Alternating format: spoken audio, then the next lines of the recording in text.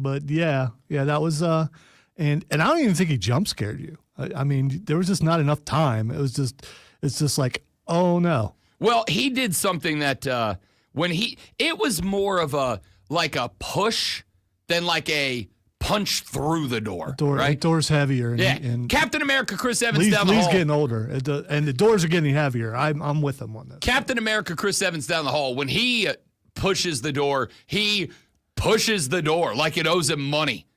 Lee has more of a distinguished violence about him in the AM when he opens the door and says, catastrophe, and we need the great one to avert the crisis. Here's what Lee did, though.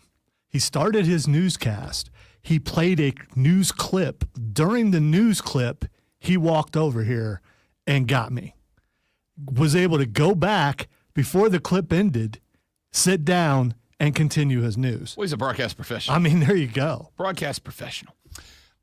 We have got a lot to get to, but I'm going to dive right in with this.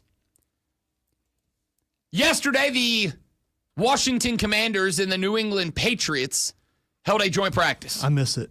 I missed the bump. I don't know why you stopped doing it. I mean, they're not that credible yet. They have one good season. And they went to an NFC title game. Yeah, They've had more success in one season than the Cowboys have had in 3 decades. That's true, but I don't think it's enough to cancel the song. Oh, I think it's very enough to cancel the song. Disappointed. I love that. No, don't get me wrong. It was one of my favorite gimmicks. So can you promise that if there's a sophomore slump for the quarterback and it go downhill this year, that you'll bring it back? If they go downhill because they kick themselves in the nads, absolutely.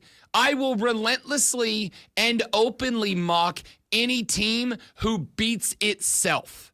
You don't get drummed on because you're a bad football team. You get drummed on because you made yourself a bad football team.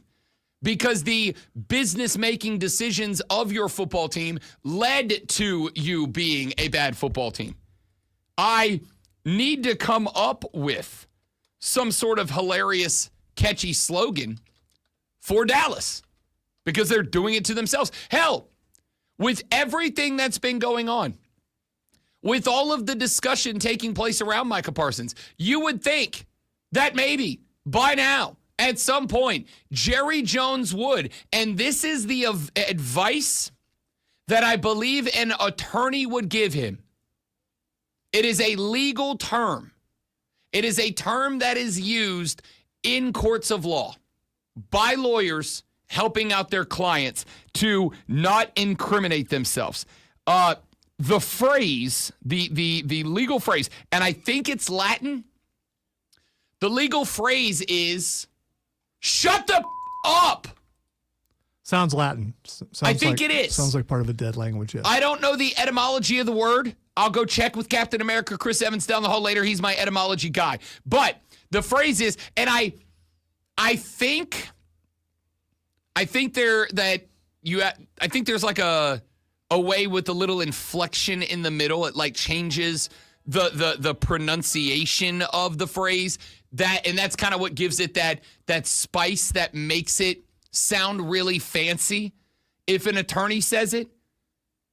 But again, if I was Jerry's attorney trying to protect him in the only court right now that's relevant, which is, of course, the court of public opinion, I would say, Jerry, I would encourage you to, again, shut the up. But Jerry, he just refuses to shut the up. He's doing it to himself. The Commanders, for many years, absolutely did it to themselves. Dan Snyder, their old owner, noted not a great guy, and on top of that, not a great owner. Dan Snyder, for many years, did it to himself, did it to his own football team. And that is why when they changed the name to Commanders, which, again, not even mad at, to tell you the truth, not even upset with, fine. It's like, it is what it is. It's pretty generic name. I thought Washington football team was a pretty dope name, very unique, stood out, roll with it. But hey, your call. When Dan Snyder was in charge, the decisions of Dan Snyder were the reason that the Washington Commanders bums had their fans out front of their building trying to come up with new slogans and fight songs, leading them to quite literally say, Washington Commanders, bum, which turned into bums because they were a bunch of bums, but they got out of the way. Dan Snyder was obligated to sell the team. Josh Harrison steps in, takes over, and since then, the decision-making process in Washington, with the exception of what I thought was a bad call, of hiring Dan Quinn as their head coach, because we've seen Dan Quinn as a head coach in Atlanta, and it did not go great. Outside of hiring Dan Quinn, and honestly, at this point, I think I have to acknowledge even hiring Dan Quinn. Maybe Dan Quinn is to Washington what Hoodie was to the Browns before he went to the Patriots. I don't know. But they went and they got their guy in Jaden Daniels. Rob Brown won a bunch of money last year betting Jaden Daniels to win the NFL Rookie of the Year, which I don't know if I've mentioned on this show or others yet. He did. They're not punching themselves in their own groin. However, this story is actually about the New England Patriots. Because right now, they, I think, may be joining the two teams that we spoke about minutes ago. I should say joining one of the teams we talked about and separating themselves from the other. I don't care if you don't like it. If you want a football team to be successful, you need your players to be happy, content, satisfied, bought in, whatever you want to say. You need them bought in. You need them to love the logo on the helmet as much as they love the name on the back. And some teams get it, and some teams, hi, Jerry, don't. My take on the Jerry Jones, Micah Parsons situation has been the entire time. It is not about how you're making Micah Parsons feel. It is not about whether or not Micah Parsons is going to be a Cowboy or not next year. What it is about is very simple. There's a bunch of other dudes in that locker room who see how you are treating Micah Parsons. And if they look at that and go, well, if that's how they're going to treat that guy who is one of the best football players in the country, in the league, if that's how they're going to treat that guy, then how the hell are they going to treat me when it's my turn to talk about a new contract? I don't think they're bought in, which is why you see CeeDee Lamb out there subtweeting the Cowboys like a high school kid, right? So look at the teams that are successful. Kansas City, Philadelphia, all of them have developed this culture of making sure that while it is a business and you must run it as such, the guys that are employees of your business are satisfied.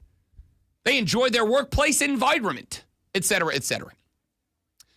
The Commanders and the Patriots held a practice yesterday, joint practice. They're getting ready for their preseason game. During the practice, they were running pass rush, pass blocking scenarios. And at one point, a Washington Commander defensive lineman, and I had all the details somewhere, but I closed it out with every intent of opening it back up, and then I forgot to do that. But it doesn't really matter who it was. At one point, a Commanders running back was in pass pro. A Patriots running back was in pass pro. A Commanders edge rusher blasted through the line and blew him the bleep up. And it led to a fight. It's joint practice. The over-under for number of fights in any joint practice is 1.5. There's going to be 1 or 2 of them every joint practice. So a fight started.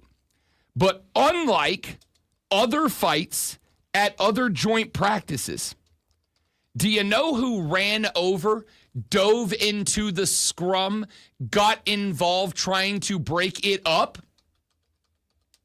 New England Patriot head coach Mike Vrabel. Vrabel, on a sprint, got to the pile, dove in, and started trying to break guys up, trying to get the fight over with.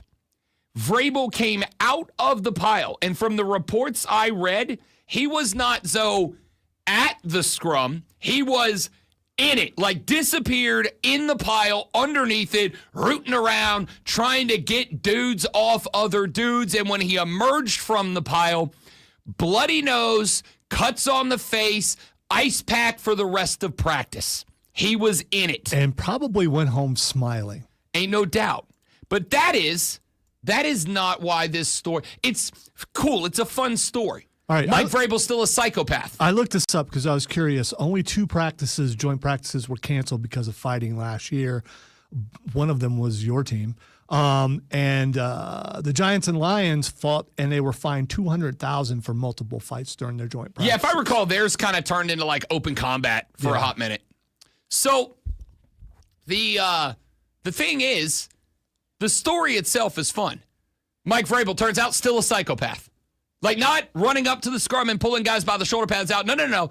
Diving in like an Olympic high diver. Do you think crazy goes away? Because I don't think so. No, I don't think so. Yeah. I don't think so. I think crazy calms down, but I don't think it goes away. But that's not even the important part. Here is after practice, wide receiver Demario Pop Douglas and Drake May's response. Man, that shows a lot, man, about our coach, man. He'll do anything for us, and that's love right there. Yeah.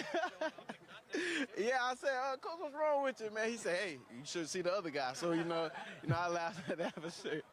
I was kind of far. I was in the end zone, so I just seen as I turned around, everybody was like with each other. I didn't really see too much, but I just seen a scar on his face, so I didn't know what happened for real.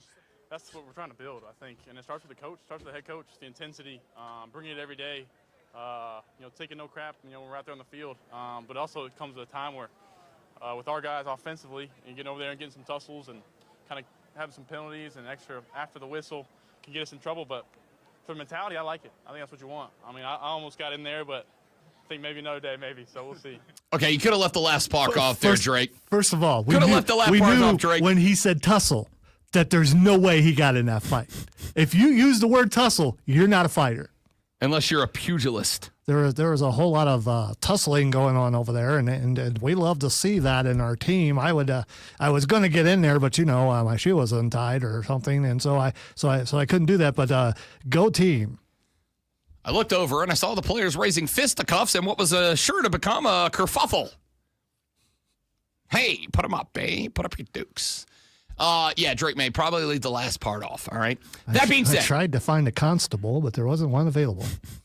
The point, I think, to that is this. On one hand, I've got teams like the Bengals and the Cowboys that are, in my opinion, though this is just an opinion, just a thought, just a guess, just a theory, doing things and saying things that make the guys in the locker room go, is this a good place to be? The star wide receiver of the Dallas Cowboys is openly tweeting questions about his ownership and his management. On the flip side, here's a football team that just watched. Why did I go full John Gruden? Here's a football team that just watched their head coach, granted, a former NFL linebacker and a bit of a psychopath, but their head coach nonetheless, who saw one of his dudes getting laid up on by some other dudes and throwing hands, and his response was not to furiously tweet on the whistle. Come on, guys. Knock it off. Let's get back to practice. It's not why we're out here. No. Mike Vrabel, put on the running boots, hit it on the sprint, head first into the pile as if he still had on helmet and jersey. Shocking, he did not. Comes out with a bloody nose, and when his players walk over and go, Coach, what the hell's wrong with you? His response is, yeah, but you should have seen the other dude. I'm going to tell you straight up.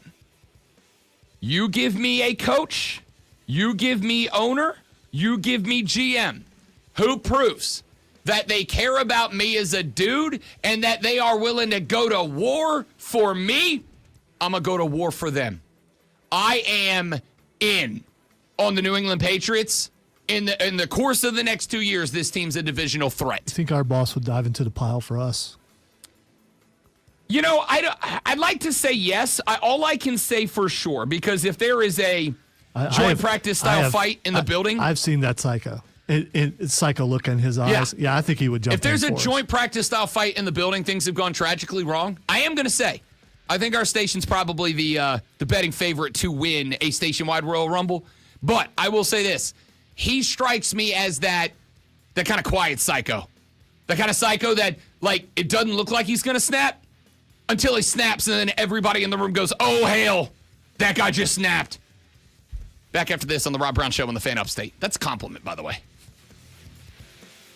Never miss a big moment. Yeah, with you took it Rewind on the postal. Odyssey app. I mean, Relive big moments. You said you've seen that psychopath. Yeah, but I meant Vrabel like psycho, not. Is free of issues and running at posted speeds for the I have moment. full arsenal at home. Let me go get it Also type both thing. wide you know, open. Oh, I didn't think about it. Yeah, it's just not. The Yeah. overnight roadwork northbound 385 at 85. Thank you, Danny. Good to see you, brother. How's life, man? Spartanburg, Bryant Road near US. Good to see you popping in the chat here for a minute.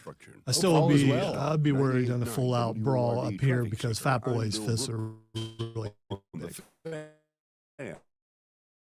See, I don't know how quickly he can whip. Prices.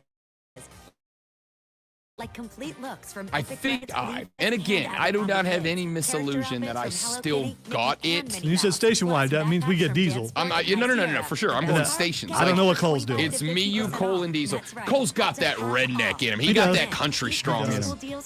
He would spend part of it standing back behind us talking. You ready for but, my? you know. Here's my actual take. If we were all out and somewhere that a fight broke out that we did not have a choice, what's the pod that does it with the wrestlers where they're like, all right, it's you and 3 other people, and there's a bar full of people, and you have to fight your way to the parking lot. Yeah, and I we love take them those with answers, you. All right. yeah. If we have that scenario, it's the 4 of us. We're on the far side of a bar, and we got to fight our way to the parking lot. An appliance and HVAC parts solution company. I'm that's gonna go grown to an with international brand. Before Cole's the guy we partially launched a new that is just gonna kind of be in the developed by back. another firm. But when the American first Eagle couple of helped take our fists technology fly, to a whole new level with that digital marketing, software country development, strong and business comes out of Cole insights into our Bryson, key and markets, I would go so far as appliances, to say, HVAC, and outdoor I think Cole power Bryson would do more equipment. damage Did than the so rest of both us. on time and on I've seen him budget. angry before, but I've also seen AmericanEagle.com has the Diesel resources, angry, experience, and talent needed to it's a produce different solutions. kind of Our new technology anger platform between both of them. developed by Oh, I agree. AmericanEagle.com. But I think I'm just Cole's- listen. Younger, I would be just as angry as them. Now it's just, how do I get out of here alive? What can I use to get me out of here? Well, Check us out the at thing is, though, like, repaircompany.com. If you need a country world-class strong website or is not technology rage project, fuel. then I would highly That's not like, recommend that's a AmericanEagle.com. raging redneck Call anymore. That country AmericanEagle.com strong at is a guy who's 773 just Network. That's AmericanEagle.com. he's just stronger than hell, but you 773 wouldn't know it I'm Chuck Sanders. until Here's the Sports Flash presented you by get Progressive. till it South gets Carolina strong. men's basketball learn their SEC I think opponents Cole's this got that season. country strong in Gamecocks him. will have home games against Vanderbilt, Georgia, Oklahoma, So, Florida, if you're LSU, trying to get out, Mississippi State, Do Kentucky, you, and Tennessee. and you're quickly Road games will be strategizing, at do you go LSU, for the weakest guy or the Arkansas, strongest Auburn, guy? Texas A&M, Because if you're not the Alabama, weakest Florida, guy Georgia, out, and that the might West. give you an opening to get out the door, unless you're just wanting to fight. As dude who has been around many bar fights but never in one. The goal of any bar fight is to get out of the bar fight. But I will tell you that, just in my experience watching them, the guy you go after is the guy that is closest to you and the biggest threat. That's the guy, and it does not matter how many there are. The guy you go after is the next threat. You do not say, oh, if I can get to that guy over there, then I get the door, because there's going to be some dudes that can pop you in the jaw before you get there. You go after the closest threat, and then you try to get through them one by one as you make your way to an exit. Here's what I would say. Morning, Mike. If there's a tussle, I probably would find the back door because, according to law, every establishment has to have a back door or some sort of fire escape. So, go get them, boys, and then just walk behind the bar, walk through the kitchen, and go out the back door.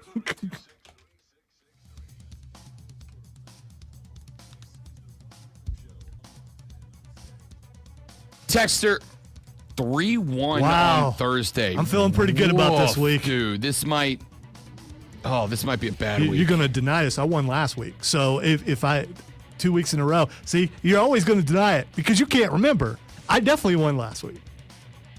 I don't know about that. I'm on a pretty good streak right now. I feel like maybe it was a tie. No, it wasn't.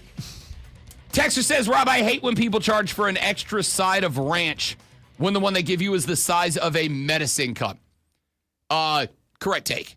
Are you guys going to a place where the food doesn't taste good enough that you need that side thing? No. What we were talking about is back in the opening segment, I pointed out that today is football day. We've got 3 NFL preseason games this evening at 7:30, and then at 10 o'clock in the PM. And, I said, yeah, we had the Hall of Fame game last week. And because I'm just a fat guy and I compare everything to food, to meals, what I said was, last week, the NFL Hall of Fame game, especially when only one team started starters and they only started starters for a little while. Last week was the NFL equivalent to getting to that restaurant that you've had plans to go to for a while. Last week was the equivalent of the waiter coming up and saying, can I take your drink order and your appetizer? We ordered last week. We didn't get anything. We ordered. Today is the day that the waiter, and this week really is the week, that the waiter returns to the table and he sets the appetizer down, he sets your drink down, and he says, all right, guys, your entree order is in. They're cooking it right now. Enjoy your appetizer. I'll be back. So for the next 3 weeks, we're going to be tucking into the appetizer and our bevies before we get to the main course of NFL week number 1, just a touch away from just about a month from now. And then, because I am me, I got hung up on using the example of literally me yesterday. The wife and I went out for a little Asian fusion last night. That's what we decided we wanted for dinner. I was really excited all day about my sweet and sour shrimp with broccoli, snow peas, and carrots. Big fan. Ordinarily, that'd be sweet and sour chicken, but I was in the mood for some shrimp last night. But I also... Do you judge shrimp the way you judge fish? Much harder to bleep up shrimp. Okay. But I will tell you, if you bleep up shrimp, I am not coming back to your restaurant. Fish, if I come and I have a bad, like your fish isn't up to my standard, which is high, I'll acknowledge it. If I come to your restaurant and your fish isn't up to standard, I'll give you a second chance. Maybe you had a bad day. If I come and you messed up shrimp, you can't mess up shrimp. Throw them on hot surface, pull them off when they look like shrimp. I've had bad shrimp before. That just made the rest of the meal taste. That's what I'm saying. Yeah. If you bleep up a shrimp, and it's hard to bleep up a shrimp, but if you mess up a shrimp, I'm not coming back. You can't get the simplest thing to get right. I'm not coming back. And when I got my when we went to get the sweet and sour shrimp, the restaurant we went to also has delightful spring rolls. I love a spring roll. And I love some yum yum sauce. Love some yum yum sauce. It's delicious. And the problem is, this restaurant that we go to, when they bring you out the yum yum sauce with whatever your appetizer you order is. Did you say yum yum after you eat the yum yum sauce? I mean, I might. I don't know. I'm usually caught up in the sheer bliss and ecstasy of some yum yum sauce on a spring roll. If there is no yum yum sauce, do you order yum yum sauce? Oh, absolutely. Absolutely. We'll ask for it by name. As a grown-ass 40-year-old adult, I'll be like, sir, can I get some yum yum sauce, please? I don't care. Okay. I don't care. So, they bring out they brought me one of those little square saucer dipping sauce plates that's a friggin' millimeter deep. And then they bring you a whole ass bottle of yum yum sauce. So I'm like, I want you to know, I'm going ham on this bottle of Yum Yum sauce. I'm going to use more than I would have if you'd have just brought me an adult-sized plate. The issue is, with a spot like an Asian restaurant, ordinarily, you may have to pour like 3 or 4 times. But you go to a place like that, you're like, can I get some Yum Yum sauce? They'll bring you out the whole damn bottle. Like, go bananas. There is not jack all more infuriating than when I get buffalo wings and I order them with ranch and they bring me out like a small ramekin, but it's only halfway filled with ranch.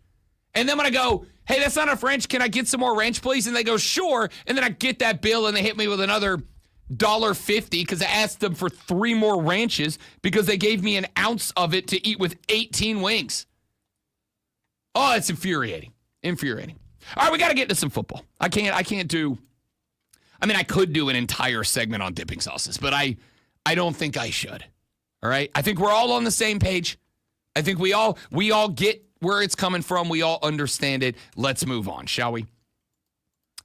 Who is, and we're going to do a lot more of this later on in the show. Who's your dark horse NFL team this year? Who's the NFL team that this year you think is flying under the radar? I've got a couple of them. We talked about one a little while ago. And I frankly already had them on my list of interesting teams. But I think I might be bumping them up into maybe dark horse for the final wild card spot. Maybe. And I think there are still questions that have to be answered. I think we have to find out about the aforementioned Drake May. I think we have to find out what a young receiver core is going to look like with a second-year quarterback in Drake May. I think we've got to find out, what does Mike Vrabel's new staff look like in New England? But I am in on the Patriots. And I was already in with them as what I called them on Saturday on Bet for the Cycle, a mystery team.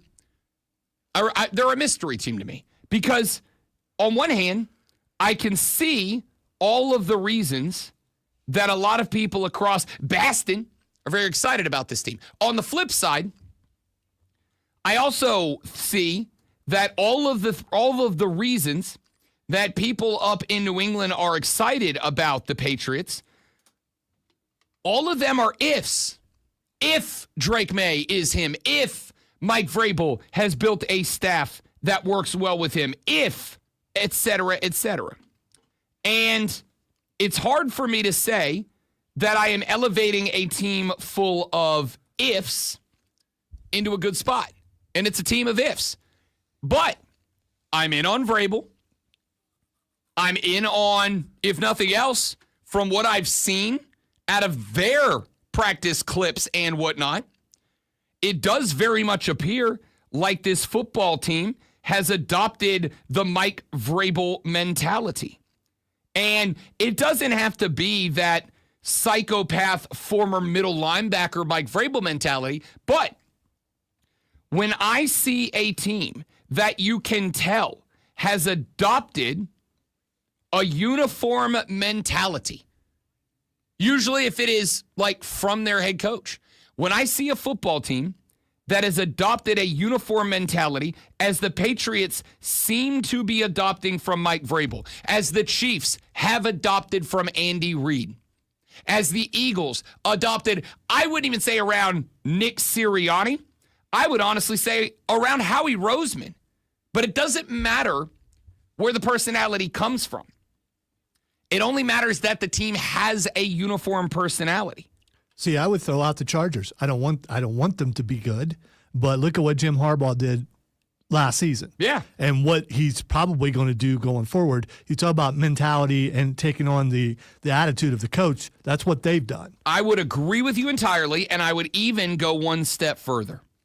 We have been over the past 4 weeks with 4 to go on Bet for the Cycle on Saturdays, noon to 4 on the BetMGM network with myself and former MLB player Cody Decker, yada, yada, yada. We have been doing division by division breakdowns making our features picks, whatever. Well, last week, Deck was out, so I was talking with some of the fellas in the background. And they're all in Chicago, Illinois, so a lot of them are Bears fans. And I had the take that the NFC North is the best division in football this year. The Detroit Lions have adopted Dan Campbell's mentality. The Minnesota Vikings have adopted Kevin O'Connell's mentality. If you haven't seen the clip, there is a great clip from last year where halfway through the season, because early Sam Darnold last year struggled a little bit out of the gate, but as the season progressed, Sam Darnold started looking like a dude last year. And there's a clip from, I don't remember what game it is. It was one of the first primetime games for the Vikings where Sam Darnold had himself a day. Went like 305 and some tutties.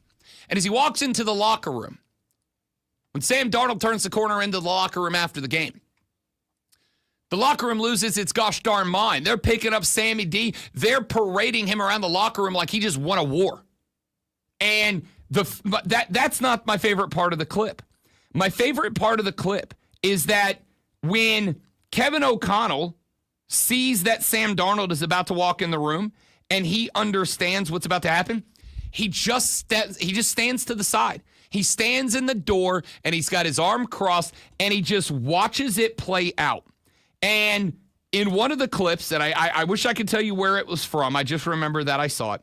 In one of the clips, as O'Connell is standing there watching this team parade Sam Darnold around on their shoulders, the camera spins around Kevin O'Connell, and he's just got this enormous smile across his face. A smile that, while I cannot empathize, what I can say is it is a smile that I can only describe as dad watches his son win his first Little League championship smile. Dad watches his son, mom watches her daughter win her first softball title. Like that kind of smile, right? And then in a moment where a lot of coaches, I think, would have walked into that locker room and been like, all right, guys, all right, gather up, circle round. Kevin leaves. He's just like, I'm going to let the boys have the boys, right? I'm going to let them have their moment. And I think that moment was kind of a display that the Vikings have adopted the personality of Kevin O'Connell. We don't know a lot about what the Bears are going to be, but from what I understand, Ben Johnson's running that place, like running it, and the Bears are adopting to it. But my boy Kenny, who was producing the show on Saturday, said, Rob Brown, I'd like to submit for argument the best division in football is the AFC West. And I really kind of thought about it a little bit. We know what the Chiefs are. Lonzo just correctly and aptly brought up the Chargers. The Broncos are Sean Payton's team now. We saw that last year. They made a run last year. And there are not a lot, but there's not an insignificant number of people who are picking the Broncos to beat the Chiefs for the division this year. And I got to tell you, I don't agree, but I'm having a harder and harder time telling them that's a stupid pick. I think you're wrong, but I don't think you're wrong for bad reasons. The only question mark is going to be the Raiders. And that's only interesting because Pete Carroll's attitude, Pete Carroll's personality ain't Raiders football, right? Raiders football is tough, gritty, hard-nosed. They'll shank you. You'll get murdered in the stadium. But since they moved to Vegas, that's kind of gone away a little bit, right? The black hole don't hit the way it used to hit. But it's still Raider football. And Pete Carroll's the opposite of that. He's loosey-goosey, fun, loose. California, bro. USC, dude. Will the Raiders adopt that? And if the answer to that is yes, if one day Max Crosby, the scariest person on planet Earth, looks in a camera and goes, Supra, or something similar to it, then I think I say the Raiders are on the way. Point is, best teams adopt. And here's a Patriots team that just watched their coach go head first into the pile. I'm in on the Raiders. I'm also in on the Broncos and the Chargers, too. All right, we're going to talk a lot more NFL football as the show rolls on. We got some college stuff for you. Lulu Kessin coming up at just over an hour from right now. Sports Flash right now. I promise no shanking during the Sports Flash, at least not from me. Go Raiders! The Atlanta Braves were swept by the Milwaukee Brewers, taking a 5-4 loss at home yesterday. Spencer Strider was tagged with a loss, giving up 11 hits and 5 runs across 4.2 innings. Atlanta had 8 hits, but put runners in scoring position for just 5 at-bats. Up next for the Braves is a 5-game home set against Miami starting today. Clemson's Field could have a new look this year. Athletic Director Graham Neff said yesterday the school is considering on-field advertising as part of the strategic sponsorships. Neff said options like renaming the stadium are off the table, but that on-court advertising a basketball court at Little John serves as an example of success. LA Dodgers star Shohei Ohtani pitched 4 dominant innings in a 5-2 loss to St. Louis, but the highlight of the night was Ohtani's 1,000th career hit. Ohtani sent a deep ball out of the stadium at 109.5 miles an hour. That's pretty good.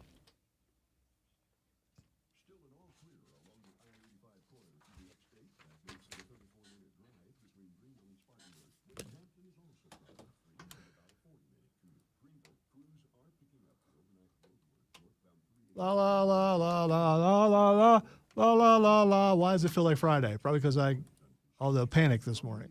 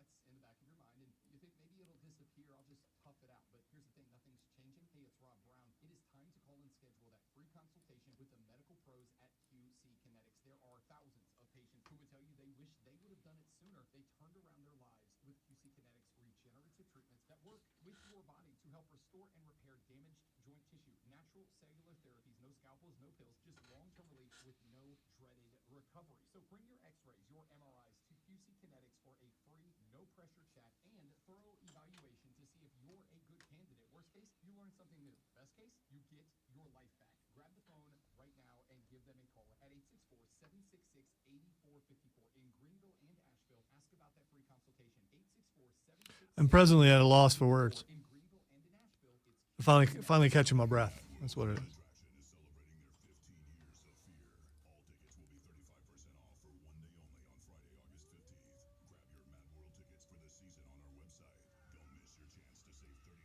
It's nothing like being called away to another station, sitting down and going, okay, do I remember how to do this? With a totally different board and everything, and a totally different setup.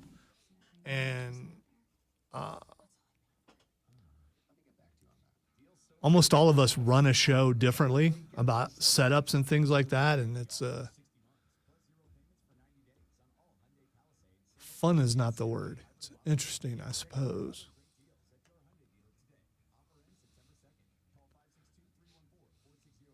I hear him coming down the hall. At least I think I do.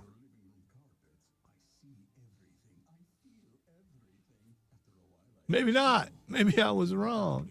Oh, no. What do I do?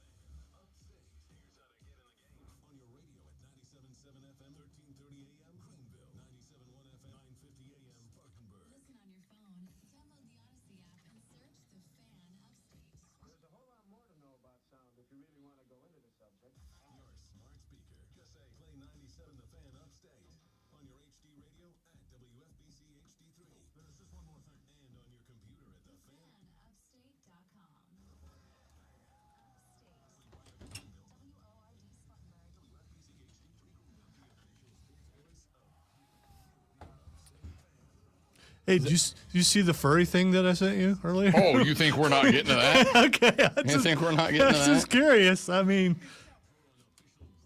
I was afraid you saw the title and said, nope.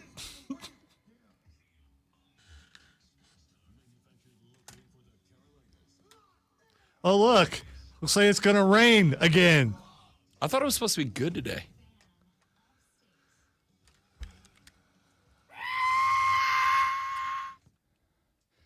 The Rob Brown Show is back on your radio. It is the Fan Upstate. Yo, good to have you. Rob Brown, the Great Alonzo, and you.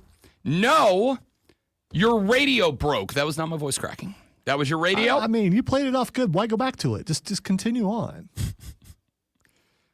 Because self-deprecation is my primary source of humor. You don't need to make fun of yourself. I'll do it. You know, I'm just a believer that if you make fun of yourself, It does work. other people are either less inclined to do so because they're like, why am I going to pile on the guy? He hates himself enough already. Yeah, I walk in the room and declare, "Hey, fat guy here." Just all ammunition's gone Yeah. Yeah. There's nothing. because I'm beautiful. So I take the fat away. They can't. I mean, there's nothing else they can say. Take the fat away. I'm trying. Oh, man. I don't know if you know this. Upstate South Carolina. I am unsure if you are aware. So if you're not, allow me to be the first to inform you and allow me to be the first to wish you a very happy Football Day in America.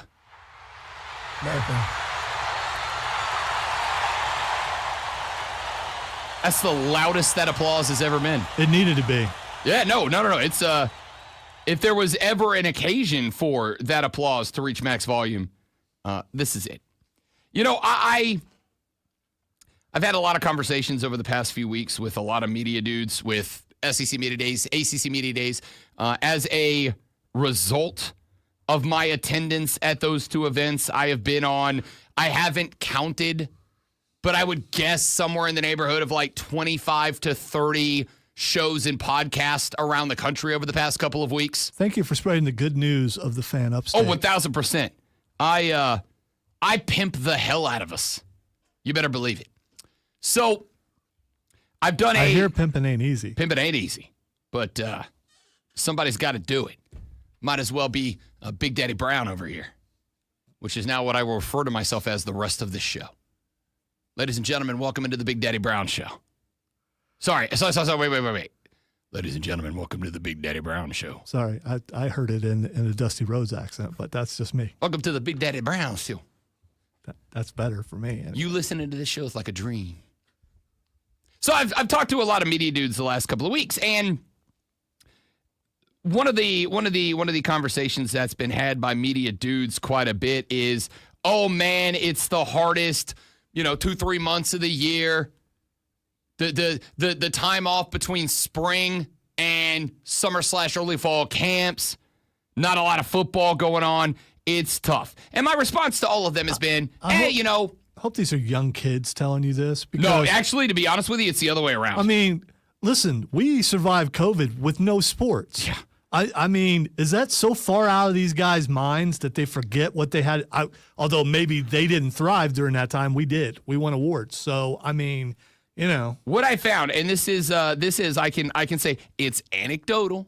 All right, there's no numbers for this. It's extremely anecdotal, but anecdotally, I have found that specifically across the South, and specifically with, I'm gonna use the phrase older. What I just mean is like older than me, guys that are older than me.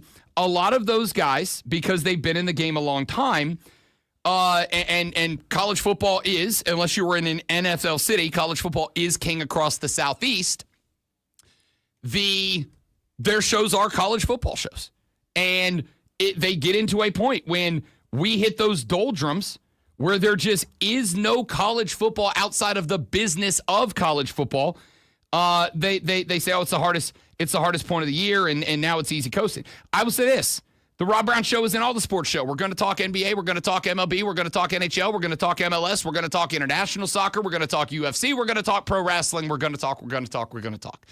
However, I would be lying to tell you that this morning, maybe even more so than Monday, when the acknowledgement was, hey, I got to do 3 shows before we do a show on a football day. This morning, when I tell you, there was a little pep in the step. There's a little hitch in the giddy up. There was a little wagging to the wheel.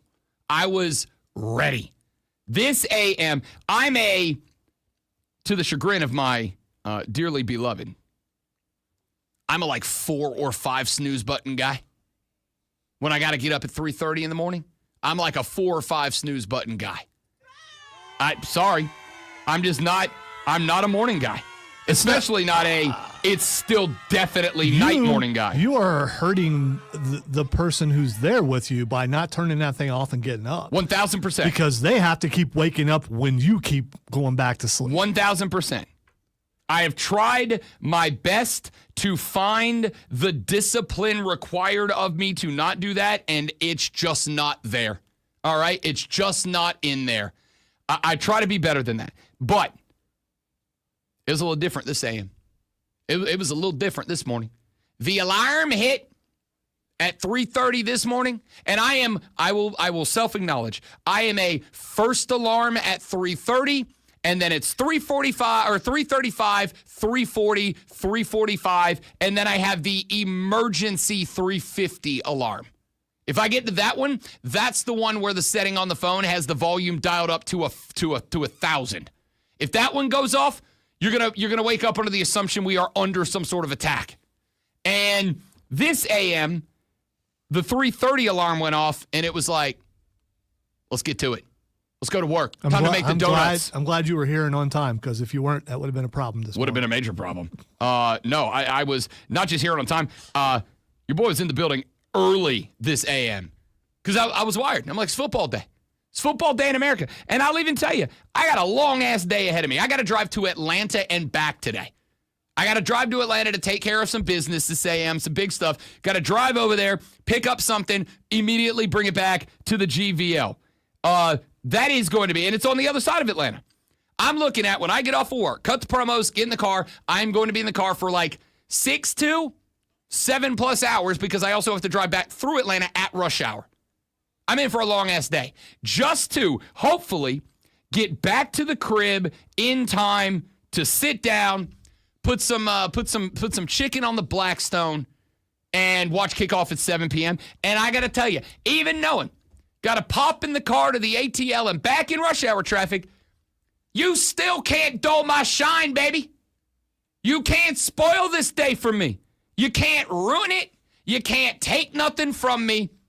Boys, girls, ladies, gentlemen, we are going to have a day. And that day starts at 7:08 right now because even though we are now officially on the clock, less than 12 hours to kickoff, you still got to go through 8 of those hours at work, dealing with the bull crap you got to deal with at the office. You're going to take your break. You're going to talk sports. You got to know what's going on. It's this. Are you ready for the playbook of the peculiar, the almanac of the absurd, and the encyclopedia of the extraordinary? Well, you better be, because we're diving headfirst into the 3 top stories that will have your coworkers saying, Most impressive. and before they take their first bathroom break. No. Here we go. Welcome to the water cooler cheat sheet on the Fan Upstate. Tis indeed the water cooler cheat sheet, the top 3 sports stories that you need to know before you get to the office and start talking sports. I was very tempted, being the raging smartass that I am sometimes, I was very tempted to make item number 1 Indy at Baltimore, item 2 Cincinnati at Philly, item 3 Las Vegas at Seattle. I didn't do that. All right? Instead, let's start with item number 1. Indy's at Baltimore, Cincinnati's at Philly, Las Vegas is at Seattle. Item number 1 is, once again, it's football day, people. We got 3 preseason games on the line this evening. We open at 7 o'clock p.m. If you are looking at a clock right now, you'll notice it's 7:09 a.m. right now. That means we have less than 11 hours, 51 minutes, and 10 seconds until we kick that game off tonight. Not that anybody's keeping track. Plenty of time to get your snacks together. Oh, or yeah. at least think about what your snacks are going to be for later. Oh, yeah. I'm gonna pop into the grocery store on the way back from the ATL. You know what? I'm Team Blackstone Griddle now. I'm a huge fan. I've used it so much. I found a recipe that I want to try. I don't know, recipe. I found a way to make griddle top wings, and I haven't done it yet, but I'm all in for that tonight. Sounds like a lot of work that I don't know if you'd be willing to do tonight after that long drive. I mean, I don't know. It is absolutely shocking. My wife has described me. I'm like a dog. I'm food motivated. All right. Like there are two types. When you train a dog, there's two ways to train them. Some are food motivated. Some are play motivated. Right? Some you train by every time they do the good thing, you give them a treat, and every time you do the bad thing, you deny them the treat. Some are play motivated. Every time they do the good thing, you run over and you scratch them and you go, attaboy, good boy, good boy, good boy. And every time they do the bad thing, you scold them, you go, bad dog, and then you turn your back on them and act like you're mean. I'm food motivated. It is going to be a lot of work, and I am going to be frustrated after 6+ hours in the car to Atlanta and back. But if you tell me, Rob Brown, if you nail this, you will add to the repertoire the opportunity to make homemade, better than restaurant caliber chicken wings right there in your own backyard. Oh, I'm food motivated. Hell yeah. 3 NFL preseason games tonight. The first at M&T Bank Stadium in Baltimore, Maryland. The Ravens hosting the Colts. If you're a psychopath, too far for even me, is betting on NFL preseason games. Even I can't do that. Indy -6. Cincinnati's at Philadelphia, Lincoln Financial Field in Philadelphia, home of the reigning, defending, undisputed NFL World Champions. Cincinnati favored by 5.5, and that one it will kick off at 7:30 p.m. And then we wrap it up in the p.m. slot, 10 o'clock in the p.m. spot, live from Lumen Field in Seattle, Washington, when the Seahawks led. Maybe, I don't know if he's playing or not yet. I got to look up the reports by Sam Darnold, and his fat contract will host Pete Carroll, I think that's a highlight. Ashton Janty and the Las Vegas Raiders tonight. There are 2 running backs from this class that I'm very, very interested in following this year. The first plays for the LA Superchargers. He is Amarian Hampton, former running back from the North Carolina Tar Heels. He's the dude that I told you leading up to the NFL draft. I think he might be the most underappreciated player in the NFL draft. I can do this, I promise. I'm really excited. Shut up. I think Amarian Hampton, the hot take if you want it, I think Amarian Hampton might be the best running back in this class. I think he might be better than Ashton Janty. Everybody's super high on Ashton Janty. Why wouldn't you be? Ashton Janty had numbers last year that were like EA Sports College Football 2025 caliber numbers for Boise State. But, as has been mentioned, in the couple of games against Power 4, 3, 2 schools, Ashton Janty's numbers were pretty average, pretty regular. So what's he going to do, brother, when everybody across from him is an NFL All-Pro player? Or is at least a college All-American caliber player? I don't know. We're going to find out. We're going to find out about Ashton Janty tonight. One of the 2 running backs I'm most excited about seeing play out. We will see if he is going to make his debut and for how long tonight. But we got to get to, very quickly, item numero dos.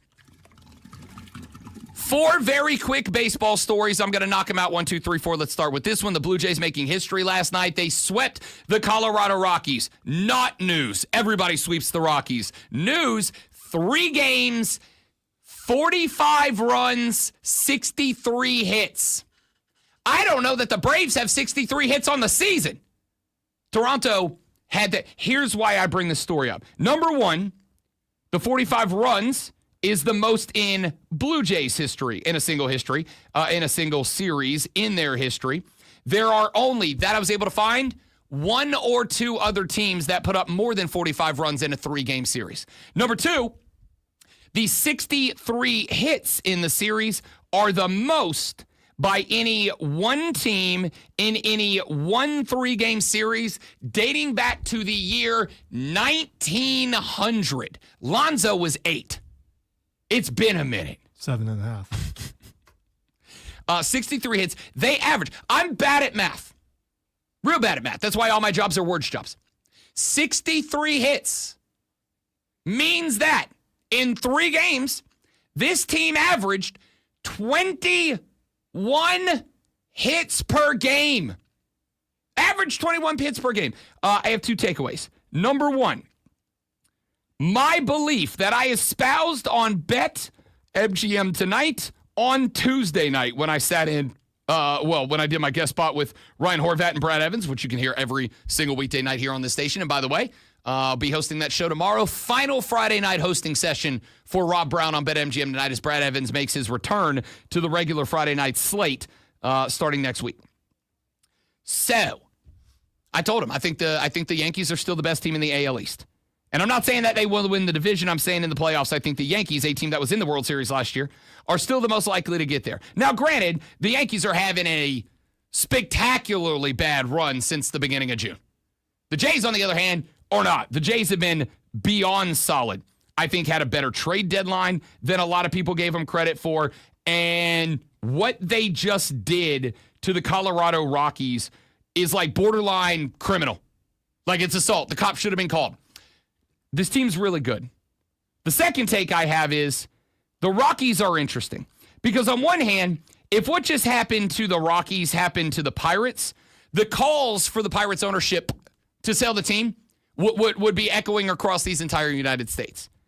They're not there for the Rockies, despite the fact that historically the Rockies have been putting the ass in not so fantastic. And nobody's calling for that. You know why?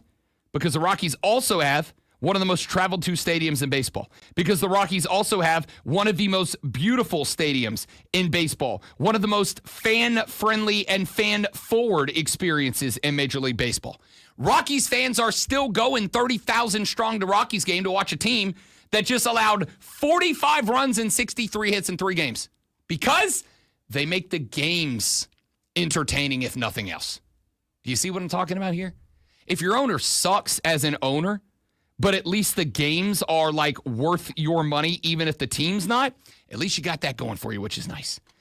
Very quickly, Roman Anthony, rookie for the Boston Red Sox. I know there's a lot of Red Sox fans around here. 8-year extension for the number one prospect in baseball. Not a prospect anymore. Got called up in early June across 46 games, batting .283 with 2 dongs and 19 ribbies. He signs an 8-year contract extension with a $5 million signing bonus. The total for $130 million. Escalators could take it up to $230.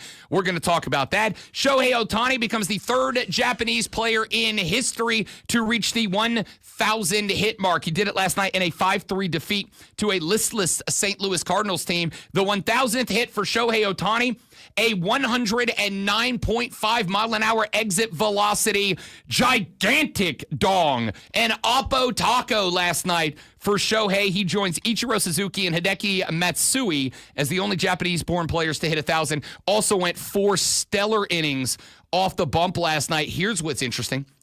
The Dodgers are 13-17 since the start of July. And announced yesterday in our final baseball story, MLB will have its first female umpire in a Major League Baseball game. Jen Paywall will work this weekend's contest between the Marlins and the Braves. Will work the bases in Saturday's doubleheader at Truist Park on Sunday. Rob Manfred put out a statement saying, quote, "This historic accomplishment in baseball is a reflection of Jen's hard work, dedication, and love of the game. She has earned this opportunity, and we are proud of the strong example she has set, particularly for all the women and young girls who aspire to roles on the field." The 48-year-old from New Jersey did work spring training games in 04 and 05. She will be the 5th umpire to make their debut this season. Good on Jen. Just be better than C.B. Buckner. I'm begging you, please be better than C.B. Buckner. If you're better than C.B. Buckner, I will celebrate the hell out of you. Will you go at her like you go at everybody else? Yes. All right. Anybody who sucks at their job gets gone after. Man, woman, boy, girl, straight, gay, Catholic, Christian, atheist, Jew, Arab, don't care. If you suck at your job, you can catch this smoke. Do you feel me, sir? Very quickly, item number 3. Turns out smelling salts aren't banned after all. Did you see the absolute chaos of the smelling salt story in the NFL yesterday? Yeah, George Kittle was not happy. George Kittle was mad. Baker Mayfield was mad. He was ticked off about it. But it turns out it's BYOSS, I guess. I've never tried it. I mean, what a rage Alonzo's throwing. BYSSS, guys. BYOSS. Well, they're allowed to use it. They just got to bring their own. Yes, they are. I actually want to talk about this for a second, and we'll do it in the next segment because the next segment is a bit of a short segment. I want to talk about this because it is one of those things that, and I pointed out, sometimes it is a good idea when something, it feels like this is really too ridiculous to talk about, to take a step back. There is actually a really good reason the NFL did this. The players hate it, but there's really a good reason for it. And I want to explain it. God, this is twice in a week I'm defending Roger Goodell. About time you came around. Best commissioner in sports. Absolutely Best not. commissioner in sports. Absolutely not. But I do have his back in the next segment of the Rob Brown Show in the Fan Upstate.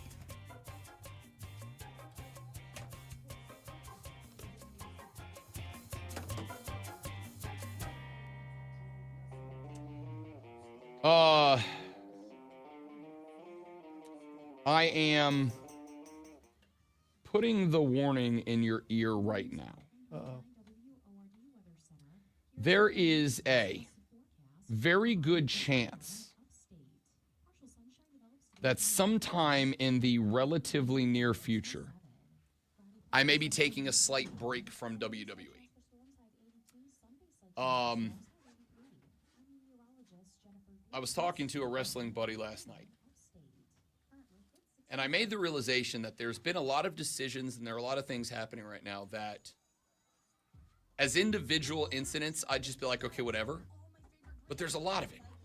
It was pointed out to me last night that if you want to be able to watch the WWE product right now, you will now have to have cable, either cable that includes an ESPN payment or ESPN, whatever their new thing is, Netflix, and the cumulative total for all of that, whether you go with the $30 a month to ESPN or through YouTube TV, you pay for the sports package, which is about the same amount.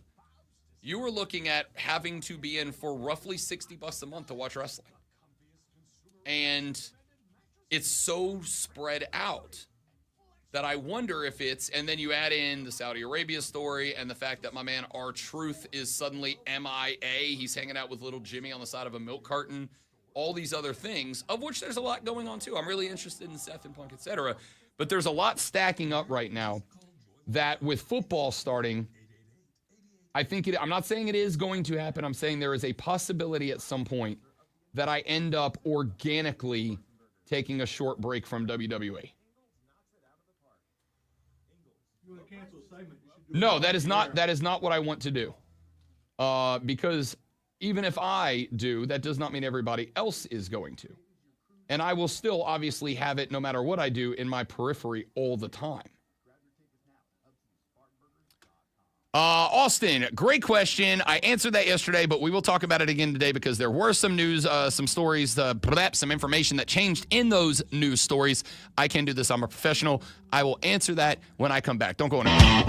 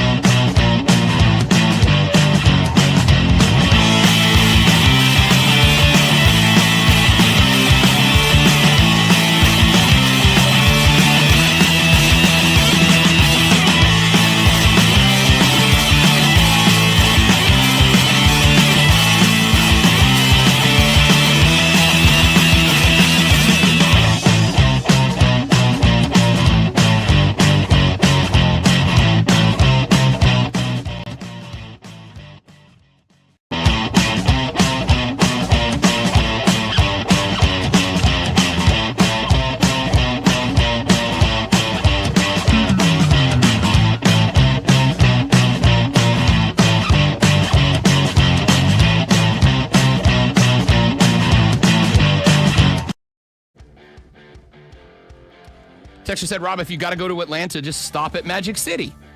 I'm not going to do that today. Now, two things. Number one, if you missed it, I did stop at Magic City when I was in Atlanta for SEC Media Days. I finally got to Magic City.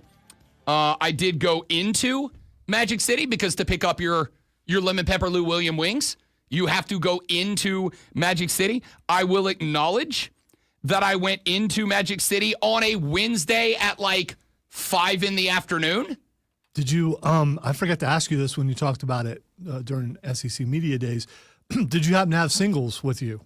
No, I did not. We did not. Okay. I genuinely, like I was. 'Cause that would be an indicator that you weren't just there for that. No, I listen, I am absolutely. Rob don't carry cash, so don't try to roll him in Rob the does parking, not carry cash. in the parking lot. So, Rob does not carry cash. And I will also tell you, I am the dude that will 1,000% tell you. If I'm going to a gentleman's club, I'll tell you, I don't care. Like, judge away. I'm a 40-year-old man, all right? I will acknowledge. Which I've never been, but I think those are the kind of people who actually go to those places, Yeah. right? About that I age group. will straight up, there ain't no shame in my game. I have been to, and I will probably at some point in my life again. Now I'm like 40, mediocre, and married now, so like my reasons for ending up in a gentleman's club don't exist anymore. What's a mediocre have to do with anything? Do you have Yeah. to be exceptional to go to No, those I meant more places? of like I'm not the party dude I used to be. Okay. When I was like the life of every party. Yeah, well, like there were nights where party would wrap up at 2 and the boys would be like, hey, you want to hit the gentleman's club? Sure, why not? We got nothing better to do and I'm not ready to go to bed. Why not? Right? It's the only thing that's open. Let's go. You know, it is what it is. I'm not too ashamed to admit it. That is why you can trust me when I tell you I went to Magic City to get the lemon pepper wings. That was it. I did not know. In fact, we thought, me and P1 who went with me, who was in Atlanta that week, and was like, yo, I know it. Let's do it. When we went, we did not know we had to go in to get the wings. We thought you got them from like a little You just side made it sound like hustle. that he was frequent there because you said he said, No, I know it. Let's no, do it. he's lived in and worked in No, Atlanta. I get it. I just wanted to make sure you clarified that because I wouldn't want that to. Yeah, you know. this cat lives here but works in Atlanta. Since I know who it is. Yeah. I was just, Lives here, works in Atlanta, and lived in Atlanta when he was in his 20s. So he ended up there many times. Not so much anymore. Also married with a kid. So, blah, blah, blah. I went there to get the wings. And if you missed the review of it, long and short of it was this. I don't know that the wings were good enough that, like Lemon Pepper Lou, I would have skipped out on a couple of NBA game checks for them.